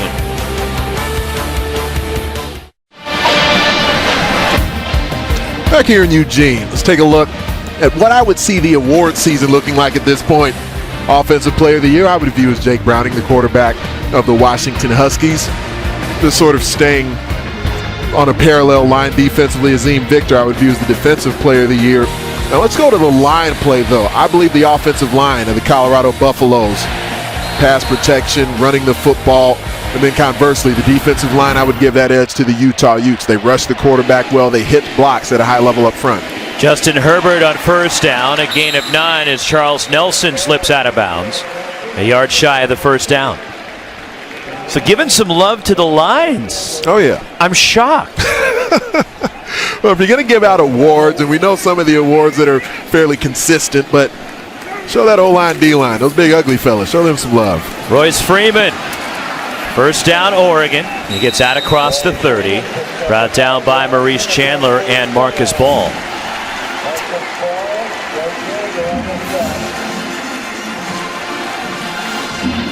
Been very impressed with the situational tempo of Oregon's offense. That's led by the quarterback position. Justin Herbert underneath, Charles Nelson to the 35, and forward progress to 36 before he's knocked back by Karan Crump. We got the stopwatch going in the bottom left of the screen there. So initially, Justin Herbert looks towards the sideline, and so everyone quickly gets aligned, and now they're looking to snap the ball as quickly as possible. Doesn't have to be the perfect play, just get it going. Justin Herbert to the outside. One more time, connects with Charles Nelson out of bounds. First down, Ducks. And so now, especially as the chains have moved, another first down picked up, there's even more urgency for the Ducks to try to get the ball snapped again quickly. From the 44. You see that ASU defensive front barely in their stances. Jalen Brown, the motion man. Royce Freeman hit behind the line. Karan Crump, the first man there. JoJo Wicker cleaned it up. That's an impressive play because the tempo, what it does, not just going no huddle, but showing a willingness to snap the ball quickly. It puts the defense in a tough spot because Arizona State likes to attack. They like to bring extra bodies. But if you have an automatic check-in, then it can make that difficult on the defense. 2nd and 11. On the catch, shy of midfield. It's part of why, Roxy, the blitz numbers from a percentage standpoint were down earlier in the season because they played teams like Texas Tech, Cal. So Arizona State's defense against those up-tempo offenses just weren't in a position to go with as much of their standard blitz package. They're down at 5. Tony Brooks-James, the running back. Tipped at the line. JoJo Wick, Long Beach. And last year was a freshman All-American, and JoJo Wicker forcing a punt. I see JoJo Wicker as maybe the most well-rounded defensive lineman for Arizona State's football team. He's been a little less effective, less productive in recent weeks. Made an imprint on that snap. Tim White is deep for the Sun Devils. Ian Wheeler will punt it away. And it's a fake. And the up back. First down, Ducks. Khalil Oliver, the up back. How about the acting job from Ian Wheeler? And it wasn't a full punt safe look from Arizona State, meaning where you leave your defense on the field just in case they run a fake. But they weren't in punt rush mode either. And so your punt team, your punt return team needs to be able to account for fakes in a situation like that when you don't have them on an all-out rush. Well designed by special teams coach Tom Osborne in Oregon. From the ASU 35, Tony Brooks-James sweeping right, cuts it back, and Brooks-James pushed forward, first down, Oregon. How about this acting job from Ian Wheeler? Got to give the punter some love. I mean, look at him get some air all up into the sky, chasing the football, just buying a few extra milliseconds, taking away from the pursuit. Justin Herbert pumps, now he'll run, he slides at the 20. Even though that Arizona State, okay, they may have bit for a split second, but then he kept selling it by racing backward toward his own end zone.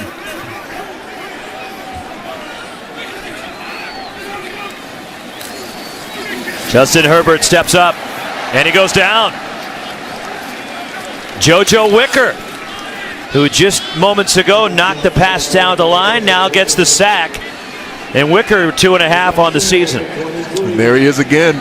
He's a player that's got the ability to rush the quarterback. He does a very nice job with leverage against the run. Just hasn't been as productive over the last couple of weeks. Now he's starting to get his game going today. Third sack for the Sun Devils today. They're second in the conference.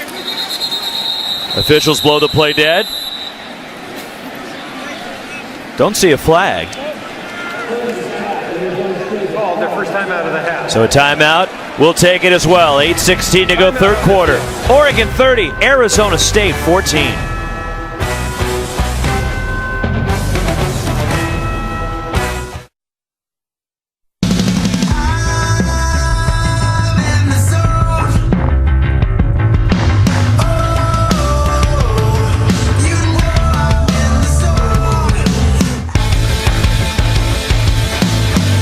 to 14 Oregon. A big day for Pharaoh Brown. You see him on the big screen there. Into the end zone with one of his 2 touchdowns today. And the Ducks now the third down and 10 at the ASU 23. Justin Herbert throwing for the end zone. Incomplete. Both Darren Carrington and Charles Nelson were over there. And on fourth down, we'll see if they elect to kick. And here comes Aiden Schneider in the field goal unit for Mark Helfrich. So Aiden Schneider, through the first 7 games this season, was 3 for 3 in his field goals. He is 3 for 3 today, so if he connects, he'll have 4 field goals in one game when he had 3 in the first 7. This is a 40-yarder. His longest this year, 41. Plenty of leg. But he hooked it. Schneider with his first miss of the season, and Arizona State takes it over, and this is still a 2-point game, or a 2-possession game, I should say. No doubt that's part of the chatter that Todd Graham should be having with his players as they come off the field. Like the snap and hold were just fine. Schneider just pulled it. From a decision-making standpoint, obviously very different from what we've come accustomed to seeing Mark Helfrich do over the years, but I like it. You've got a true freshman quarterback. They're putting a lot of the playbook in. They're not, pulling back on the reins from him very much. That's a situational way to take some pressure off of Justin Herbert by not going for so many fourth downs. They blow the play dead. Terry Lydon, our referee, who has been a busy man today. Prior to the snap, officials timeout. Page was received from the replay system concerning the previous play. So there was an issue with the previous play. Not exactly sure, because the replay that we saw, field goal clearly missed. I'm fairly confident about it, but who knows? Could there be a clock issue? That's the only other thing that I can think of. They are checking to see how many players Arizona State had on the field, is my understanding. This just in. So Mark Helfrich and his team trying to snap that 5-game slide here today. And a win desperately needed. And Oregon, a confident group. They felt they played well last week against Cal, but were just upset they let the game slip away, but was right there for the taking. They felt they found something moving into this week. If they could get a win, all of a sudden that could rejuvenate this team and give them some momentum heading down the November stretch. I was impressed by the fact that they fought their way back into that game versus Cal by putting the ball in the hands of their true freshman quarterback, Justin Herbert, and letting him throw his way, throw his team back into that game versus the Bears. He did it very effectively, as we've referenced multiple times earlier. Ended up with 6 touchdown passes in a game that went to overtime. The replay page was concerning the number of players on the field goal attempt. The proper number of players were on the field for both teams. First down, Arizona State. And here's the proof. You can count along with us. I was hoping that we would see the numbered graphic used by our production truck there. Well done. So we caught 11. And so we'll resume with ASU. First down and 10 at their own 23-yard line for Dylan Sterling Cole. Kalen Ballage swings over to the other side. And he takes the handoff across the 25, brought down by Wayne Tay Kirby. It was good to see Kalen Ballage drop his pad level there. That gets you just a couple of extra yards. It's not always about finding open space or bouncing the football outside. There was enough movement up front where he could just drop his pads and pick up some additional yardage. Nick Ralston replaces Ballage. Sterling Cole to the outside to Nick Ralston. And he barrels his way out across the 30.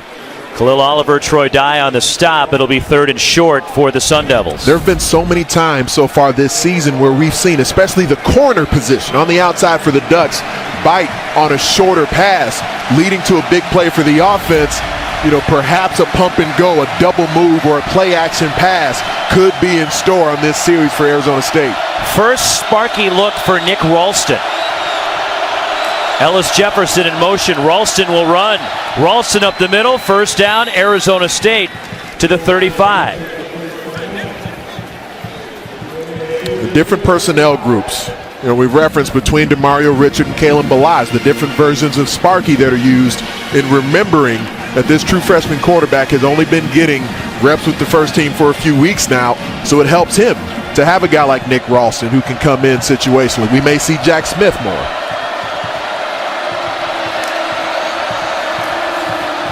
Sterling Cole, wise decision to pull it, and he dives forward, and he gets about 9 to the 44. Daquan McDowell on the stop. It's the proper decision to pull the ball. It would be good to see him put the ball in his outside hand, because we know the defense will flow inside out and go for the football. Nick Ralston straight ahead. First down, Sun Devils out to the 48. So now this is the first time we're seeing some momentum, an extended drive for Arizona State in quite some time here, leading with the run game to do it.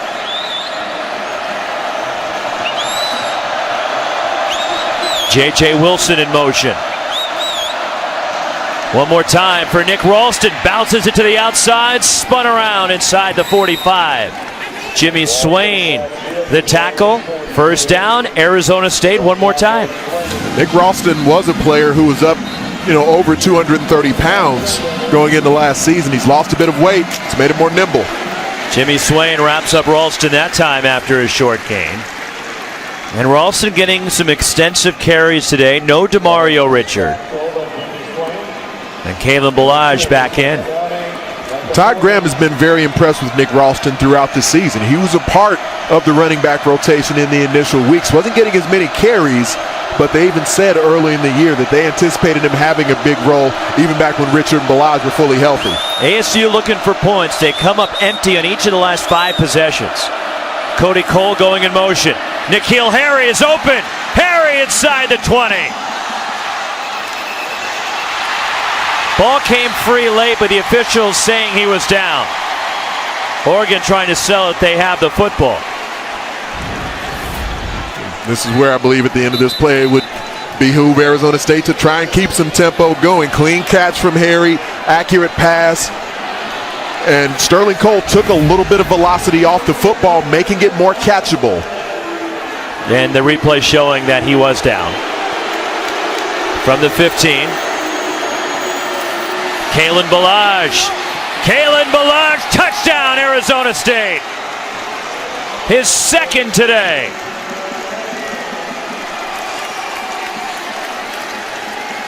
I believe Arizona State should go for 2 here. It's not always an automatic in the third quarter when you're down 16. Just well blocked at the point of attack. Nice kick out. Then a very good read. Kalen Ballage seeing the opportunity to bounce it outside and turn the corner. And that was an impressive block by the receiver, N'Keal Harry, out there, creating a path for Kalen Ballage. So they will indeed line up for 2. Down 30-20, 4:56 to go here in the third quarters. Ballage now with 12 rushing touchdowns on the year, which leads the Pac-12. I know I'm harping on this point, but then you think about how frequently have they been able to work with Dylan Sterling Cole on specific 2-point plays. Jack Smith in motion. Sterling Cole underneath, open Ballage. They get the 2. Another well-designed play from Chip Lindsey, the offensive coordinator for the Sun Devils. And Troy Dye was in position to play the quarterback on the bootleg. But in our Reese's go for 2 moment, we're going to see the true freshman quarterback, Dylan Sterling Cole, off the play action, a little deeper path on the bootleg, setting up Kalen Ballage for the 2.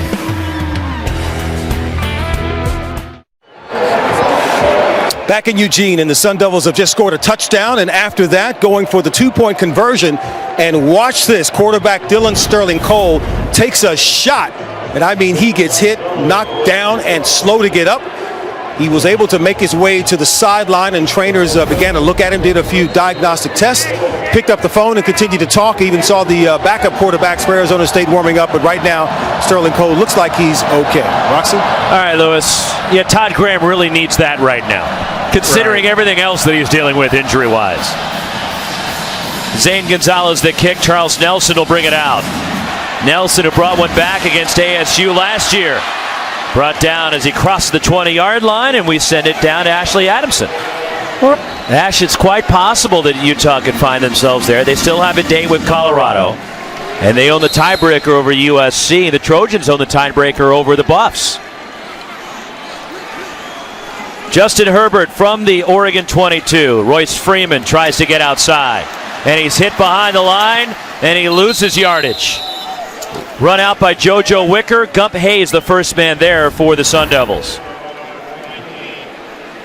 Myles Gaskin in today's game in Salt Lake City, 151 rushing yards, leading UW to their 8-0 record. 172 for Joe Williams. It's not quite the 300 plus he had last week. On second down, Justin Herbert complete to Darren Carrington. And Carrington has a first down out to the 37. Justin Herbert really trusts his accuracy. That's important. It's a big hump for a lot of young quarterbacks to get over. And sometimes it can be the bugaboo that has them throwing into too much traffic. He's really trusted not just his arm strength, but his accuracy where he locates the football. Herbert slips it out, hit behind the line, and a loss on the play. Well read as Evan Bayless knocked down. Because not only are there 3 different defenders that surround the football he delivers to Darren Carrington, but Carlos Mendoza was undercutting the route underneath. So Justin Herbert on the move, trusting his arm talent, not the arm strength, but the talent he has in his right arm to deliver the football with accuracy. After a loss of 3, Darren Carrington pushed out of bounds at the 40. Gump Hayes with the coverage and pushed him out. 5 catches now for Carrington today, leaves him with 99 for his Oregon career. So the next one will put him over the century mark. And I must say, this young offensive line for Oregon has done very well today. Herbert's taken a few hits when there's been more than they can block. When you've got 4 freshmen on the field for Oregon, like I mentioned earlier. It's just been some penalties that I believe have been the main bugaboo. As a young group, though, they've performed very well this season. Substitution infraction, 12 players in formation against the defense. 5-yard penalty, still third down. So a substitution infraction by Arizona State, whistled dead before the play, and they had 12 guys on the field. That's where the difficult thing where new personnel is on the field for Arizona State. You know, is it nickel on the field? Is it dime? Is it your base package? You've got so many different personnel groups matching up with the offense, and sometimes the new guys aren't sure where they should match up.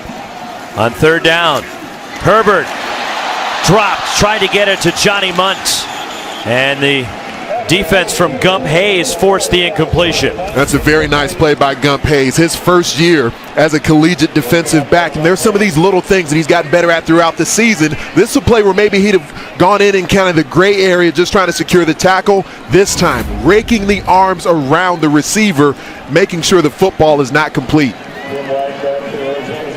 Ian Wheeler to punt. Tim White to return, standing inside the ASU 15. Wheeler with a low line drive. Tim White with some space. Brought down. There's a flag. Some good distance also by the umpire on his flag, throwing it from way upfield. And this may be a face mask on the tackle. Still 3 minutes to go, third quarter. And Arizona State is hanging right in this football game. Just impressive battle overall. We've talked about the bodies out of the lineup. You think about just a couple of series ago, the fake punt that the Ducks were able to execute. Defense responded there, keeping points off the board from the missed field goal. That's why they're still in this contest right now, just trailing by one score. The officials still sorting things out. Terry Lydon, our referee.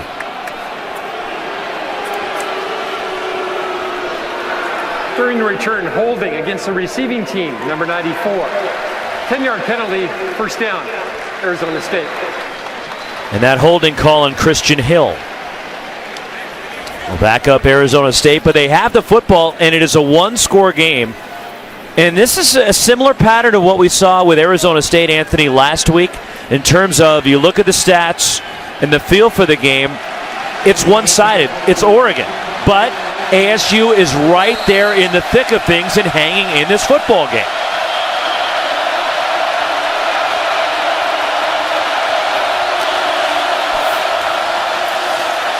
Kalen Balaj to the 14. Troy Dye, another tackle. We saw a quick late stem, just some pre-snap movement where Daquan McDowell, the linebacker, came down, just bumped out the tackle and defensive end to the wide side of the field. Balaj read that and then cut opposite.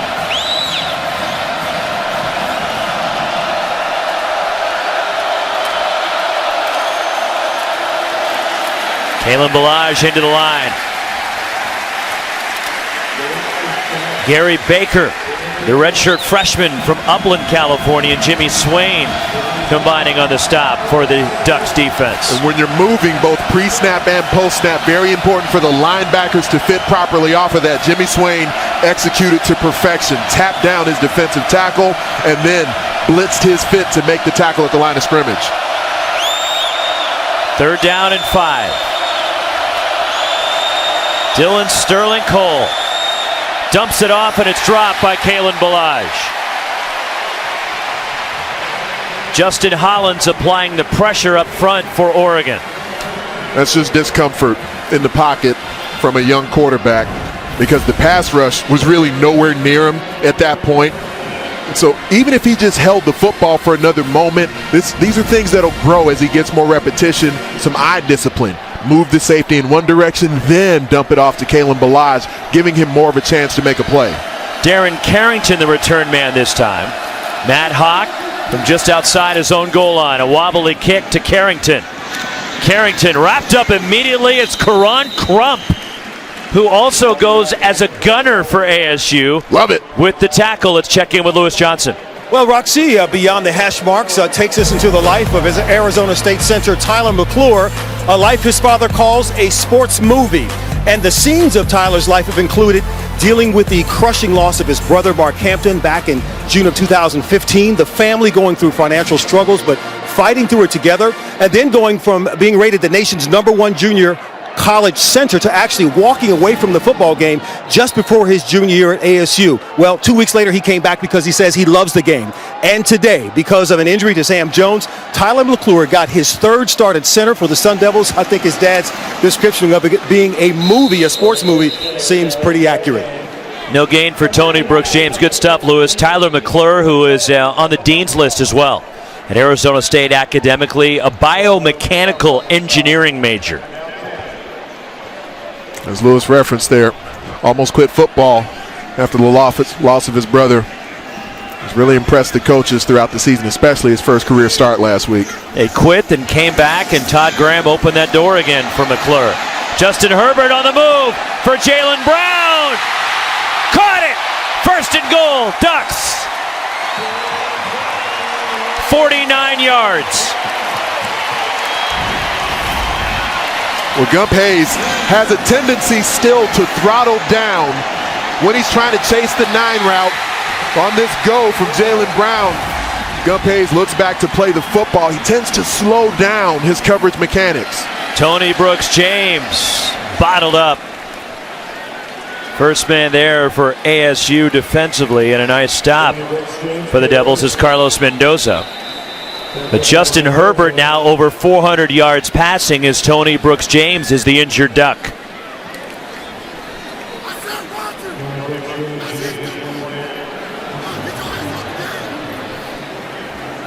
Herbert 28 of 36 for 418 yards passing today as they look at Tony Brooks James, the sophomore from Gainesville, Florida. Last week ran for 109 yards in Berkeley against Cal. His 3rd career 100-yard game, and this speedster who just fell in love with Oregon. We were talking to him after practice yesterday on the field, and we asked him, hey, you're almost 3,000 miles from home. What was it about Oregon that got you to come all the way across the country? He's just, I fell in love with the place. And I watched them compete in the national championship game and was looking at them and made a visit, and the deal was sealed right there. And Tony Brooks James, one of those running backs that you spoke glowingly about, the stable that Mark Helfrich has. I was struck by the confidence that he expressed just talking to us, and I asked him whether or not the productivity is because he's more confident as a football player at this point in his career in year 2 of being a true part of the offensive package. And he said yes, just being out on the field, making more plays, it's turned him into a more assertive player.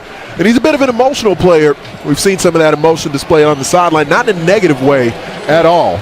Just really wants to do well, really wants to be productive for himself and his team. 2nd and goal after no gain for Tony Brooks James at the 6. Royce Freeman back in. Darren Carrington in motion. Rolling left, Herbert under pressure, throws, and it's incomplete. Pressure all over Justin Herbert right there. It's DJ Calhoun.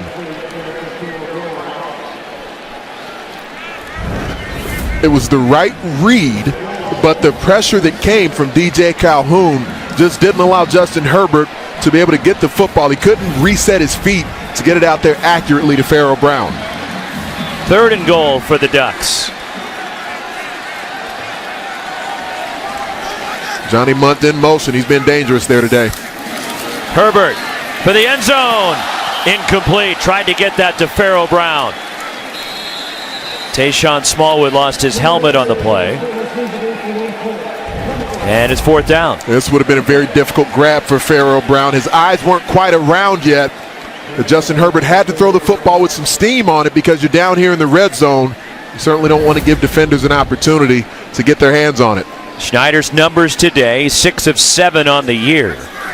This is a 23-yard kick. 6th trip into the red zone for Oregon today, only 1 touchdown. And only 1 4th down attempt overall. That fake punt that was back by near midfield. Aiden Schneider, and he got it. And it's 33-22 lead for the Ducks late third quarter. Roxy, there were a few other things that have stuck out to me throughout the season when you look at where we're at this point, especially in Pac-12 play.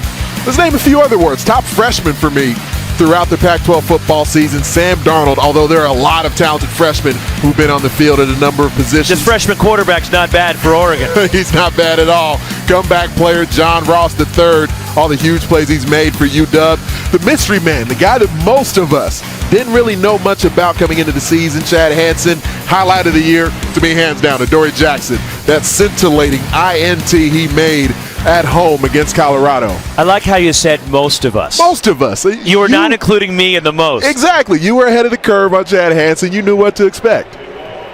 Did you know he'd be this good? No. I knew he'd be really good. I didn't think he'd be putting up numbers at this level, and Cal's missed him the last few weeks. But he was stuck behind the likes of Steven Anderson, Bryce Treggs, Darius Powell, Chris I mean, you go on and on. Kenny Lawler, the receivers that he was stuck behind at Cal. So now he's getting an opportunity with Davis Webb. On the return for Arizona State, Kalen Ballage upended across the 25. So here we are, 33-22 Oregon. Ballage limping. At this point, it's getting ridiculous with the injuries Arizona State's dealing with. But it's an 11-point game. This Arizona State's right in this football game, Anthony. How? It's grit. It's determination, because so many bodies have been lost for Todd Graham on both sides of the football, yet and still they've found some way, whether it's been a special teams play like we saw last week, a punt return touchdown, getting back into the contest. Nick Ralston, the running back. Ralston. Hopping on his back was TJ Daniel. Maybe a gain of a yard. What's probably the final play of the third quarter. Very impressed with the offensive line. Imperfect for Arizona State, but they've done enough to just churn out yardage in the run game. They've got to have a big fourth quarter to try and lead the Sun Devils back into this one. We're headed to the fourth at Autzen Stadium. It's a gorgeous Saturday afternoon. Oregon looking to snap their losing streak, up 11. Welcome to Autzen Stadium. If you like offense, you've got the right game on your TV screen right now. Brown down the sideline. Barrow Brown. Touchdown Oregon. 72 yards for the Ducks. Ballage powers his way into the end zone. Herbert for the end zone. Touchdown. Kalen Ballage, touchdown Arizona State. His second today. Well, it's been a fun one at Autzen Stadium. The crowd revved up for the fourth quarter as Oregon a 33-22 lead, along with Anthony Herron and Lewis Johnson, Roxy Bernstein with you. And here we are, a lot of points, a lot of excitement, a fun ball game in Arizona State. What do they got to do here to try to pull off a bit of a shocker? Need to continue to lean on the offensive line to run the football, but then find ways to make plays throwing the football. How about a little hook and ladder right there from the Devils? Chip Lindsey dialing up some more creativity. It's tough duty. The creativity that's part of it, but just players who haven't been in these positions as long getting reps. Kalen Ballage stumbles forward to the 45, but here's another look. How about this? Shades of the old Miami Dolphins. Yeah. Quick, accurate pass from Harvey, flip out to Ballage. Officials blow the play dead. It's one of the difficult things. False start. Number 71 of the offense. 5-yard penalty. Second down. It's on Stephen Miller. When you think about Kalen Ballage, as far as who's on the field, the biggest and best playmaker they have, but even he's banged up. We've seen him hobbling around throughout today's game. So what kind of volume can they really put on his shoulders? Just the fourth penalty against the Sun Devils today. Second down 10. Dylan Sterling Cole, incomplete. Justin Hollins, the pressure for the Ducks. I like the mentality, Roxy, because you just a quick play action in the backfield sets up the open area that you can try to deliver that slant route into. It's just up to Sterling Cole to get the ball away accurately. Third down and 10.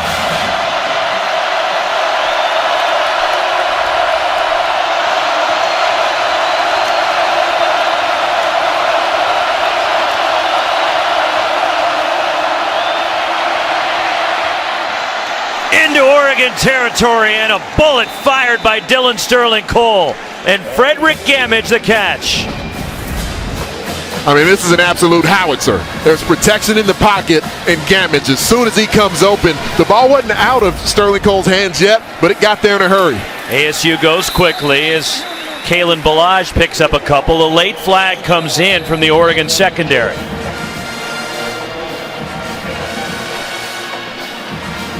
Did Oregon have too many men?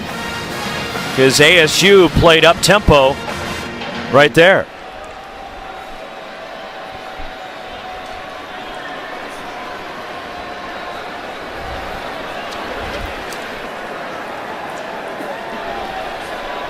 Substitution infraction. 12 players on the field at the snap against the defense. 5 penalty. Clock operator, please reset the clock to read 13:52. 7th Oregon penalty today gives ASU a 1st and 5. Sterling Cole only 11 out of 21 in the game so far. No touchdown passes. Cody Cole, the motion man. Kalen Ballage gets a couple. Jimmy Swain, the tackle. Sterling Cole has been good on the run as far as being a true ball carrier. So on the read option, he's got enough speed where even if the read itself isn't clean, he may be able to get around the corner to pick up a 1st down. 2nd down and 3. Sterling Cole today 11 of 21 for 160 yards. Under pressure, dumps it off. Kalen Ballage cuts it back in. Ballage inside the 10-yard line.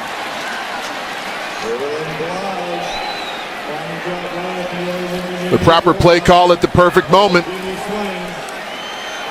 Now we see tempo coming again. Arizona State right back over the football. 1st and goal for the Devils.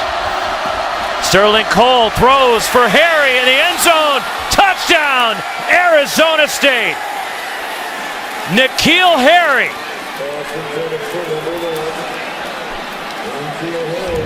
It's been an imperfect day for Dylan Sterling Cole. Takes another hit in the backfield, but got just enough on the football for N'Keal Harry to climb the ladder. And ASU leaves the offense on the field. They will go for 2. Trying to pull within 3. They're already successful on a 2-point try today. N'Keal Harry in motion. Broken up. Getting his hand in there. Ugo Amadi for Oregon. Really Here's well how Reese's executed. go for 2. Oh yeah, Amadi got in at the last second. He became a starter this week for Arian Springs. They used some crossbuck action, little scissors concept. Amadi thwarts the effort.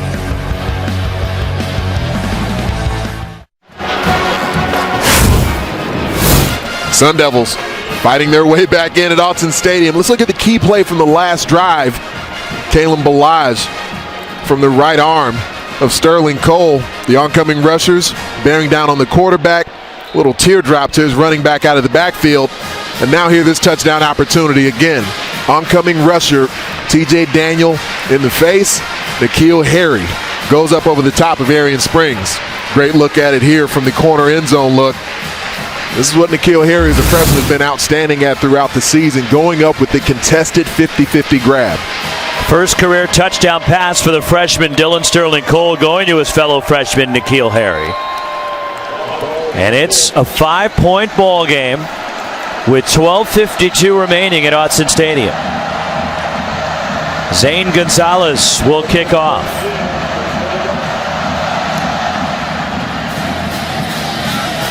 Charles Nelson will bring it out. Nelson trying to bust it outside. He gets out across the 35, where he's brought down by Robbie Robinson. Let's get it to the studios and Ashley Adamson. So now there are 6 unbeatens. Washington remaining unbeaten with their win at Utah earlier. ASU after a 5-1 start. They've lost their last 2. Oregon trying to snap a 5-game slide. Darren Carrington, his 100th career catch. Nice leaping grab. He's had the ball sail over his head a couple of times in today's game. That one he's able to get up high enough. I know it's getting redundant, but there's an injured Sun Devil. Hopefully it's just a cramp, is what it appears to be for Maurice Chandler. When it rains, it pours, from an injury standpoint. But it never rains at Autzen Stadium. The legendary words of the longtime PA announcer Don Essig, who, by the way, will be celebrating his 50th season as the PA announcer this year for Oregon basketball.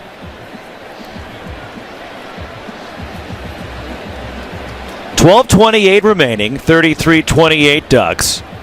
And how about this? It's just a picturesque day in the Willamette Valley. Look at the leaves changing color. This is what you envision when you think of college football, don't you? The surrounding area, we got just about a full stadium here at Autzen Stadium, and just a fantastic day here in the Pacific Northwest. The weather report throughout the week was calling for rain a lot of the day here. Apparently Mother Nature remembered. It took her a bit, but remembered that it never rains at Autzen Stadium. But the game itself on the field here, you think about the season that Arizona State's had. In the first three quarters, in total points, they've been outscored first quarter, second quarter, third quarter. But when you count the points of the fourth quarter for Arizona State's games, outscoring opponents by 65 points so far this season, this has been the money quarter for the Sun Devils. Oregon now 550 yards of total offense on 2nd and 1. Royce Freeman to the outside. Hauled down by Karan Crump, but has enough to move the sticks. First down, Ducks. And the read itself picked up the first down for Royce Freeman. It just seems to me in recent weeks there's been a lot more bouncing outside. Defenses have done a very nice job forcing the issue, making Royce Freeman run laterally as opposed to him being able to get downhill, as we've seen so much throughout his career. And ASU, the #1 rush defense in the conference coming into today. Justin Herbert goes down in a sack. Tayshawn Smallwood. 4 sacks for the Sun Devils. A sweet spin move at the bottom of the screen from the big fella. You see him there pinning the inside arm of Brady Aiello. They were able to burst and finish at the quarterback. That was something special. That's a loss of 14 yards. You'll see a lot of guys the size of Tayshawn Smallwood able to make a move like that. Herbert. The screen set up. Royce Freeman. And Freeman out to the 47. It's Tayshawn Smallwood's second play in a row there. Picked up the sack on first down. Now just able to nip the ankle of Royce Freeman out in space. 3rd down and 10. 11 minutes to play.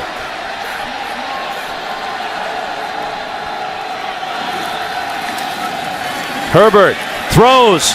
Caught. Johnny Munt. Munt 20. 10. Touchdown Oregon. 53 yards. Second straight week. Johnny Munt a touchdown catch. Liu Makiola was in coverage. Pass rush doesn't quite get home. Potential hold there with JoJo Wicker. Wakiola not able to stay with Johnny Munt.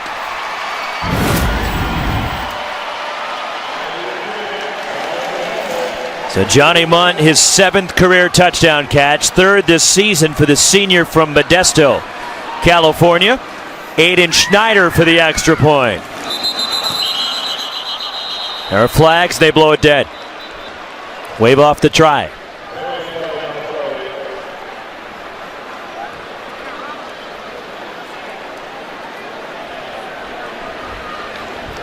Looked like some bodies were sort of flinching around before the snap. Ball start, number 66 of the offense. The try will now be attempted from the 8-yard line after the 5-yard penalty. Brady Aiello, the left tackle, as Terry Lydon informing us. Thank you for turning on your microphone. Well, it wasn't a strong series for Brady Aiello overall, but still ended in a touchdown.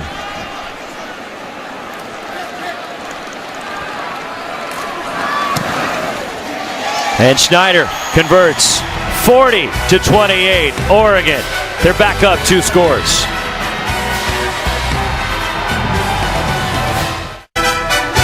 Justin Herbert now 489 yards passing and 4 touchdowns. 40-28, the Ducks in front, as Herbert has tied the school record for yards in a game with Bill Musgrave, who's now the offensive coordinator for the Oakland Raiders.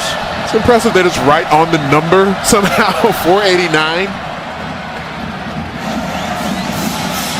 Juggling it, Tim White brings it out. White, there is a flag down.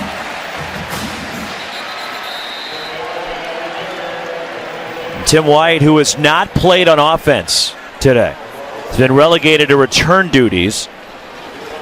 One of the many wounded Sun Devils. Holding number 9 of the return team, half the distance to the goal. First down. It's on J.J. Wilson. When you look at the Oregon defense, they came in the last 3 games, allowing over 600 yards of total offense. Over 300 yards of rushing the last 2 weeks. That actually only happened with the yards of total offense in the 8 seasons prior to this. It had only happened 3 times. They did it the last 3 weeks coming in. Statistically, the worst defense in the country coming into today, giving up almost 540 yards per game. And they were allowing over 43 points per game. Dylan Sterling Cole fires over the middle. Jalen Harvey the catch. Harvey out near the 40-yard line, breaks a tackle into Oregon territory. Jalen Harvey, the catch and run. That's where some of the quick, safe passes that they had time to utilize earlier, now we may have to see more of a volume passing approach. Short gain up the middle for Kalen Ballage. I love the tenacity after the grab by Harvey. The throw and catch itself is simple enough, but look at him just biting and scratching for extra yardage. Longest play of the day for Arizona State, 45 yards. Second down and 7 from the Oregon 44. Make that second down and 8. You don't see much movement from the Oregon defense. Incomplete. Slipping was Jalen Harvey. Tyree Robinson in coverage for the Ducks. And Jalen Harvey looks very tired after that big play he just made. Question is, who's available to come in for him? Is he hurting? He's back up, but he says he's good. Or he says, what's the play? Just 3 of 10 on third down for Arizona State today. Right now, 3rd and 8, Harvey matched up at the bottom of the screen with Tyree Robinson. N'Keal Harry far left. Tipped. Ballage still catches it. Ballage brought down shy of the first down by Kalana Apelu. That's a big tackle by Apelu as he's one-on-one with Kalen Ballage. And a lot of linebackers, that wouldn't be as big a deal, but Ballage outweighs Apelu by 30 pounds. TJ Daniel got a piece of that. 4th and 3 at the Ducks 39. ASU 4 of 7 on 4th down this season. And a timeout taken by the Sun Devils with 9:05 to go. So they'll call time to talk this over. We'll talk it over as well. Todd Graham needs to see this drive keep going.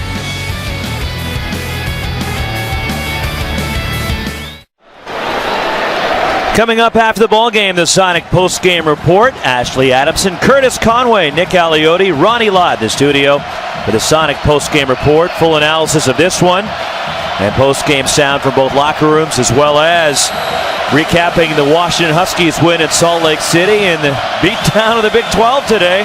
It's all coming up on the Sonic post-game report. 4th and 3. Sterling Cole for Jalen Harvey. He caught it. No, incomplete. He juggled it. Didn't hang on. Looked like he had it for a second. This may have been the best pass that Dylan Sterling Cole threw all day, because on the move he had to throw a teardrop, and Jalen Harvey just sort of misjudged it for a moment, then caught back up to the football. Tyree Robinson able to force Jalen Harvey to juggle the football as he's falling out of bounds. Side judge there right on the spot to make the call. Turnover on downs. Oregon gets the football back at the 39 with 8:58 to play. Over 600 yards of total offense today for the Ducks. And there is Kenai Benoit. Second effort out to the 45. Carlos Mendoza the tackle.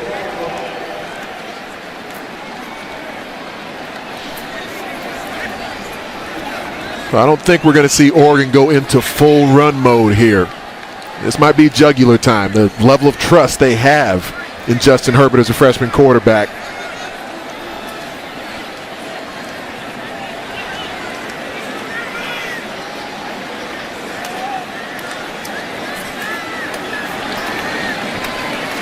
Play clock down to 5. Justin Herbert. And the handoff to Kenai Benoit. And Benoit across midfield. First down Ducks to the ASU 49. Here is the 76 fueled moment. Looking back at the fake punt that took place back in the third quarter. Outstanding fake from Ian Wheeler. Look at him, the vertical, then chasing the football that does not exist. Figment of Wheeler's imagination. Fueling the fake punt. It's the weekend before Halloween. True. Excellent point.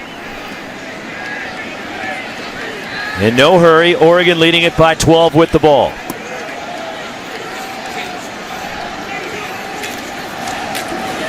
Kenai Benoit straight ahead. Lost the football. Picked up by ASU. Marcus Ball. Down to the 10-yard line.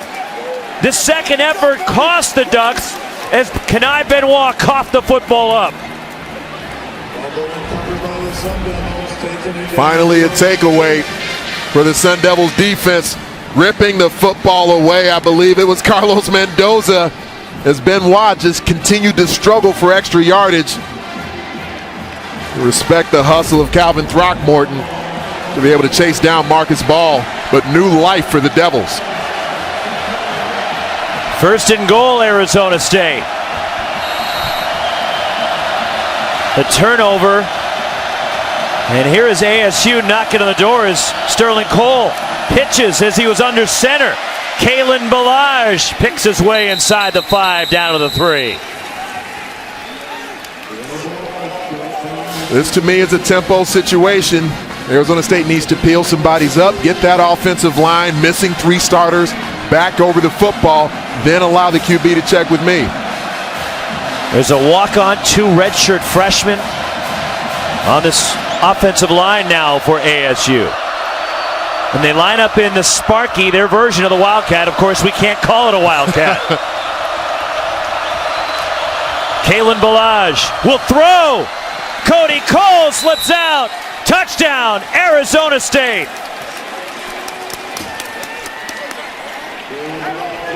Second touchdown catch of the year for Cole.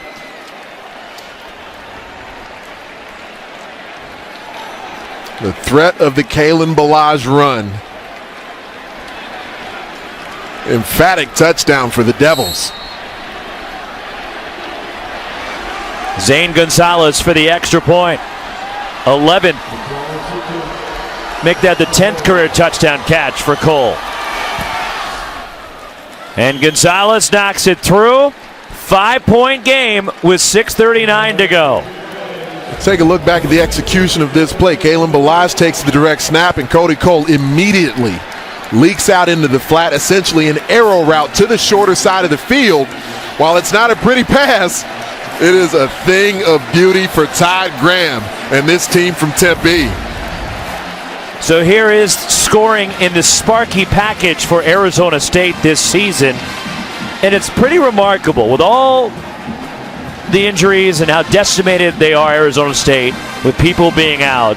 This team shows a lot of heart, a lot of fight. They don't quit. And here they are in another football game in similar fashion to last week where they were being severely outgained, yet they're within one score here in the fourth quarter. We've continued to hear the same refrain from Todd Graham over and over again. Third week in a row, we've seen this ball club, and we've seen them with some really good moments. We've seen them with some not so good moments, but every time we talk to him, whether pregame, halftime, or postgame, he tells us this team will continue to fight, and against many odds, they still find themselves in this contest. And now Oregon's dealing with a number of injuries also, but not at the extent and the key players that ASU is dealing with. And bodies lost during the game. That's an additional part of the equation for what Arizona State deals with tonight and has dealt with in a number of games. You know, it's one thing to at least have the opportunity to prepare backups during the week and then put them on the field to play. That's not the position that Arizona State has found themselves in a number of games. There's Manny Wilkins, one of the injured, who was the starting quarterback, who started last week but left with a stinger and is obviously not available today to Todd Graham, is not in uniform. Or not in pads. He's got his jersey on, but you know what I mean. Oh, certainly. And no surprise at all, it appears Royce Freeman back in the game at running back. Justin Herbert will throw. And it's incomplete. Tried to squeeze that one in to Johnny Munt. Maurice Chandler in position on the coverage. Again, Kareem Orr, not only Arizona State's best corner, to me one of the best young corners in the Pac-12 Conference, missing today's game.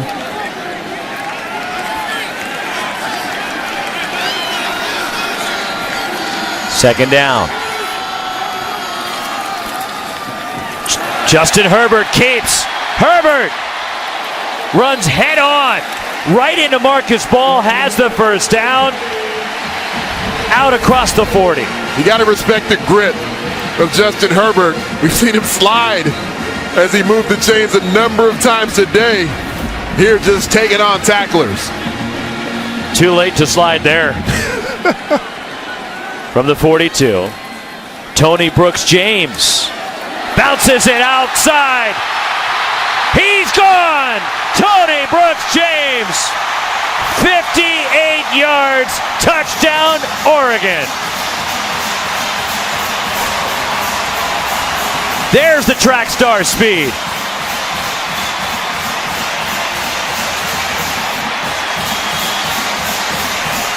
Is this the dagger? It's been punch, counter punch throughout this game between the Ducks and Devils.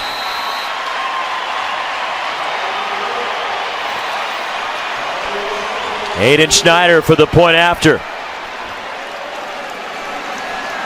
8th touchdown this year for Brooks James. 11th career. And Aiden Schneider makes it 47-35 Ducks. It's been a combustible day for the Ducks offense. 10th play of 20 yards or more. 3rd for a score. And none coming at a more opportune time for this Oregon offense. You see they're pressing the hole by Brooks James, and then the sweet spin move outside. The defense for Arizona State sucked in, offensive line maintaining blocks, and like that, he's gone. Leans for the tape there at the end. Should check in with Lewis Johnson. And I love that lean for the tape. It was like he was on the track, Tony Brooks James, with that 58-yard touchdown run. And I tell you what, there's a guy who knows how to use his speed. Interesting to see him earlier when they were looking at a knee, a leg, trying to see what was going on with him. He kind of sat on the right by that cooler where he is now, kind of relaxing, and then he gets back up, and you never know. Right down the track here at Austin Stadium, and lead into the tape for a touchdown, guys. Yeah, you weren't going to catch Tony Brooks James once he got out there in space. Well, he said, when I asked him yesterday, what do you think of yourself as a runner? How would you describe your style? He said speed and breaking tackles. Both those elements on display for 58 yards. The kick from Matt Wogan, Kalen Balaj on the return. Balaj out across the 30, brought down shy of the 35. Let's send it back to Lewis. Well, from Tony Brooks-James and that beautiful lean there, this is a little slower, but still more impactful. That's Oregon's Edward Cheserek. This was yesterday in Tucson, Arizona at the Pac-12 Men and Women's Cross Country Championships. And Edward Cheserek right there, he will cross the tape for the 4th time in a row as the winner of the Pac-12 Cross Country Championship. No one has ever done that. He made history. And Tony Brooks-James made a little history himself, just making icing maybe this game for Oregon with that nice lean. But Cheserek, a star, as well as Tony Brooks-James. And by the way, you can catch the broadcast of the Pac-12 Men's and Women's Cross Country Championships Monday, 6 p.m. right here on the Pac-12 Network. Well, Tony Brooks-James, a 58-yard touchdown run. Dylan Sterling Cole to Kalen Ballage. And Ballage keeps the play alive out across the 40 before he runs out of bounds. You think about the fact that Tony Brooks-James, just in last week's game, was playing with a numb left arm. I mean, that's part of the emotion that we've seen at different points because, as Lewis Johnson was pointing out, he's been banged up. He's continued to fight his way back out onto the field. Sterling Cole to Kyle Williams. And Williams into Oregon territory. First catch for the two-way player. That's Kyle Williams working out on both offense and defense. Back to offense, just made the catch. Dylan Sterling Cole up a low snap, and it's incomplete. Tried to get it to Jalen Harvey. And Harvey comes up hobbling. It's difficult to say exactly what it is, but continue to see Harvey stretching after almost every play. 5:25 to go from the Oregon 42.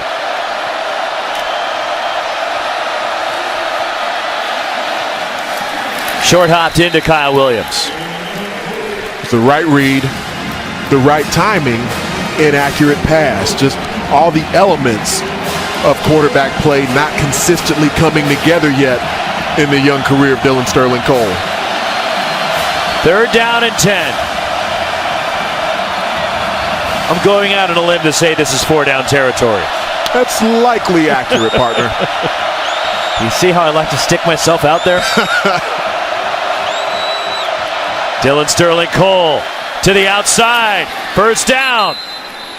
Frederick Gamage the catch. And the former walk-on moves the sticks 12 yards. 1st down ASU. Kalen Ballage was in the flat. He was wide open. Could have had an opportunity for run after catch. Sterling Cole decides, I'm going to use my arm strength, take it further downtown for the 1st down. Timeout Oregon. 30 seconds in length. I mean, the throw itself, extremely accurate, right on time. I mean, this is like a rocket-propelled grenade. He's got the time to stand in the pocket. Big stride. Look at that tight spiral. RPMs on the football and a clean catch from Gamage. They put a few seconds back on the clock, so it's 5:08 remaining. 47-35 Oregon. ASU with the ball at the 30-yard line of the Ducks. So ASU at 5-3. Oregon at 2-5, and here are the numbers and the versatility for Kalen Ballage today. Rush yards 62, receiving yards 105, return yards 96. Yes, on the kick return game as well. Let's not forget, though, a little work as a passer, 27 yards and a tug. Nick Ralston, the running back. Dumped off to Ralston. Powers his way to a pickup of 5. Arian Springs on the tackle. No surprise there. If you're going to come up and try to tackle Nick Ralston when he's got the rock, you're going to pay for it. ASU has lost their last 5 conference road games dating back to last October. Frederick Gamage, a sliding catch inside the 15. Now there's the Sun Devils hustling over, getting to the line of scrimmage. Have just one timeout remaining. Dylan Sterling Cole to Kyle Williams. Dances inside the 10. First man there, Daquan McDowell for Oregon. Pickup of 6. We've seen N'Keal Harry lining up to the left very consistently throughout the game. I wonder if there would have been a chance to get him to the boundary for a potential one-on-one matchup on the short side. Over the middle, intercepted. Tyree Robinson. Robinson hurdles Sterling Cole. Hustling all the way back and a touchdown-saving tackle from N'Keal Harry. But Tyree Robinson probably just sealed it for the Ducks. 4th career interception for the junior from San Diego. The eye discipline of Sterling Cole just not there yet as a quarterback, staring down the in-cutting route the entire way. And Tyree Robinson in zone coverage with his own eyes into the backfield takes advantage of the mistake from the young QB. There is a flag down, but in the area where Robinson was hauled down. After the interception and the conclusion of the play, unsportsmanlike conduct. Number 7 of Oregon for leaving the bench without his helmet to celebrate. First down Oregon after a 15-yard penalty. So they'll back it up, but in Oregon football with 3:52 to go, and maybe a change of fortune for Oregon on the good end of a late interception that could seal a win. Well, you even think about that penalty itself. Now back outside the 30-yard line. You certainly don't want, as the most penalized team in the Pac-12 Conference, to pick up flags, but the rainbow in that cloud is you have more yards before this drive potentially comes to a head to try and run the clock. Tony Brooks-James rustled down by George Lee. That penalty from Carrington would certainly factor in the losing streak. You know, they've beaten Arizona State 9 times in a row when they faced the Sun Devils, but he's entitled to a little exuberance, I guess. You would think so. You know, this loss would potentially put Oregon at 2-6 for the first time since 1986. I mean, we've talked throughout today's game about the pressure from the community, from the national media on Mark Helfrich, on this program, the expectations that haven't been met this season by Oregon. All those things tend to bubble over in certain moments. 2nd and 4. Tony Brooks-James waits for a hole to open. Down near the 10.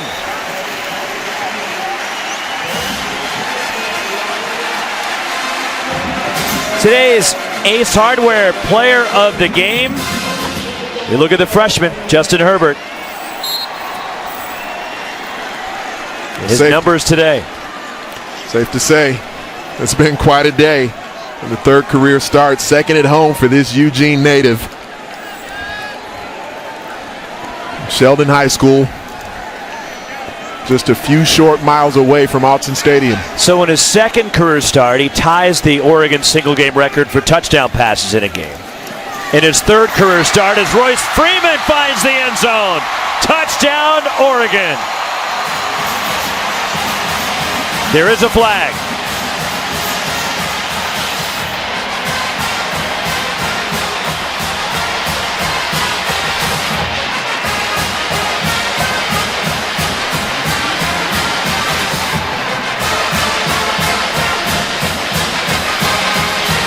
It doesn't appear to be a penalty that would take any points off the board for Oregon. After the conclusion of the play, unsportsmanlike conduct, number 4 of the defense. This 15-yard penalty will be enforced on the succeeding kickoff. Touchdown, Oregon. It's on Karan Crump. 43rd career rushing touchdown for Royce Freeman. Now in a tie for 3rd in total career touchdowns at the University of Oregon. When this offense is at its best, they're kind of like the Autobahn, just all speed, all tempo, difficult to keep up with. Here we've seen as the 4th quarter has sort of wound itself down, able to slow themselves down but continue to execute. Hayden Schneider, who's been busy today. Another extra point. So I was rudely interrupted by Royce Freeman's touchdown run. So in his 2nd career start, Herbert ties an Oregon single-game record, 6 touchdown passes. Today he ties a single-game passing record. What's in store for USC next week? You see Justin Herbert operating within the pocket but teammates in space blocking in moments like this. And Pharaoh Brown especially had a big first half. Both athleticism and artistry on display in the passing game for the Ducks. There's Brown again with another touchdown on the shorter ball. But Herbert, while it's not always a tight spiral, love the quick arm action. He's distributed the football to a number of different playmakers, looking like the Ducks offense that folks have come to expect over the years. 726 yards of total offense today for the Ducks. One of the things that we addressed with Mark Helfrich yesterday is how the success on the offensive side of the football over the years that Oregon's been at their best, how that infiltrates the rest of the team. The energy the defense plays with, that extra heartbeat that the team steps onto the field with. And he mentioned the type of faith that they have in Justin Herbert in seeing that start to infiltrate the team. It's good. Oh, wait, that was a kickoff. Matt Wogan just put it through the uprights with a short kickoff field after the penalty. But the last few weeks, you want to talk about youth? Sam Darnold, USC quarterback, since October 8th, 13 touchdowns, the most in the conference. Freshman. Justin Herbert. Freshman. Jake Browning. True sophomore. There you go. Mike Faithful's inexperienced. That's true. Fifth-year senior. Hadn't been on the field much, but he won't be one of these young guns that we anticipate heading into 2017 Impact 12 play. 2:36 to go. Freshman Dylan Sterling Cole. Wrapped up and goes down. Justin Hollins, the sack. Hollins, one of these young, very talented edge rushers that Oregon has. Hasn't been as productive in recent weeks, but now very different scenario. Multi-score lead, team behind the chains. You can have blood in your fingertips as you get after the passer. Sterling Cole has thrown for 300 yards today. And it's incomplete, trying to get it to Frederick Gamage. And it's 3rd down and 12. There's a lot of very correctable things that I see in the game of Dylan Sterling Cole. I talked about it a bit last week. The offense he was in at the high school level, certainly not very complex. And so for him stepping directly into major college football is very difficult. It's why they planned on redshirting him. Hit as he throws. Intercepted, a sliding catch by Brendan Schooler. And the freshman from Dana Point with his 3rd interception of the season. That will seal the deal for the Ducks. Well, after seeing on the last series the first interception by a cornerback this season from Tyree Robinson, now Brendan Schooler with his team leading 3rd INT of the season. And you feel for Dylan Sterling Cole thrown into a tough situation. And it's not just him, but a patchwork offensive line. Their best receiver, Tim White, hasn't played one snap on offense today. And the inexperienced freshman in his first career start in a tough place to play on the road coming to Autzen Stadium. It was good to see some of the team leaders from Arizona State circle around him. Kenai Benoit runs for another Oregon first down. And we saw it just last week. We showed the clip earlier of Justin Herbert at the end of a game where he threw the interception that ended up closing the deal versus Cal last week. His head coach runs onto the field. The rest of his Oregon teammates run onto the field to pick him up. Now, on the sidelines at Autzen Stadium, camaraderie at an all-time high. And Oregon will snap a 5-game slide as they assume the victory formation.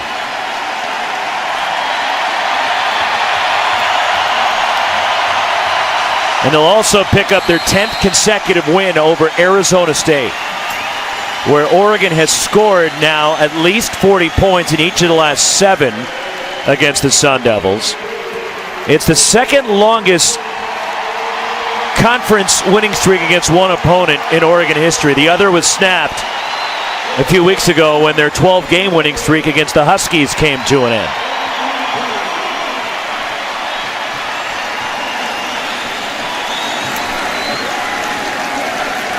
And ASU, after a 5-1 start, headed for the 3rd consecutive loss. And for Arizona State, they'll have some extra time to get ready for Utah. And if anybody needs some extra time in a bye week, it's Arizona State. And it's the 14th consecutive game that Oregon's been involved in a game where the combined score has been 65 or better, which is a college football record. Classy move right there by Mark Helfrich, acknowledging the effort from Arizona State and the competition out there as he goes to see Todd Graham and they shake hands. A lot more amicable the conversation for Todd Graham this week post-game. Agreed. That is certainly safe to say. And these two teams, both these organizations, these programs, they came into the season with high hopes, as they always do. The level of success, not quite what we've come to expect in recent years, but the fan base here in Eugene, there's a lot to look forward to, I believe, when you see a true freshman quarterback like Justin Herbert in the lineup. Let's send it down to Lewis Johnson. Well, Coach, for 5 weeks in a row, you have not been able to catch this feeling, the feeling of winning. So what's it feel like for you, these players, and these fans to be back in the W column? It's a lot more fun. It's a lot more fun. I mean, we still have obviously a million things to improve upon, but our fans have been awesome. They deserve it, and our players have worked their tails off and deserve it even more so. What do you have to say about Justin Herbert? Yards, touchdown, and poise here today. Yeah, he grew up. You know, they kind of completely changed their defense in the second half and caught us off guard a few times. But, yeah, he's got a bright future ahead of him. And then the way your team stood up as Arizona State tried to make that comeback, what did you see in them today? I almost enjoyed it more that way than if it would have been, you know, just to have to stand up again. And we have to grow up still. We had a couple of guys that were had gone mute there toward the end, and that's a great time where we need to step up and lead it through. All right, Coach, congratulations. All right, thanks, Lewis. Roxy? All right, Lewis, good stuff with Mark Helfrich and Anthony. Oregon getting back on track here with a terrific all-around performance, 734 yards of total offense. The offense got it done, and the defense able to close the show. Once again, our final score from Autzen Stadium, Oregon 54, Arizona State 35. For Anthony Herron, Lewis Johnson, our director, Scott Barkey, producer Michael Molinari, Roxy Bernstein saying so long from Eugene, our entire Pac-12 Network crew. Now we send you to San Francisco in the Sonic postgame report.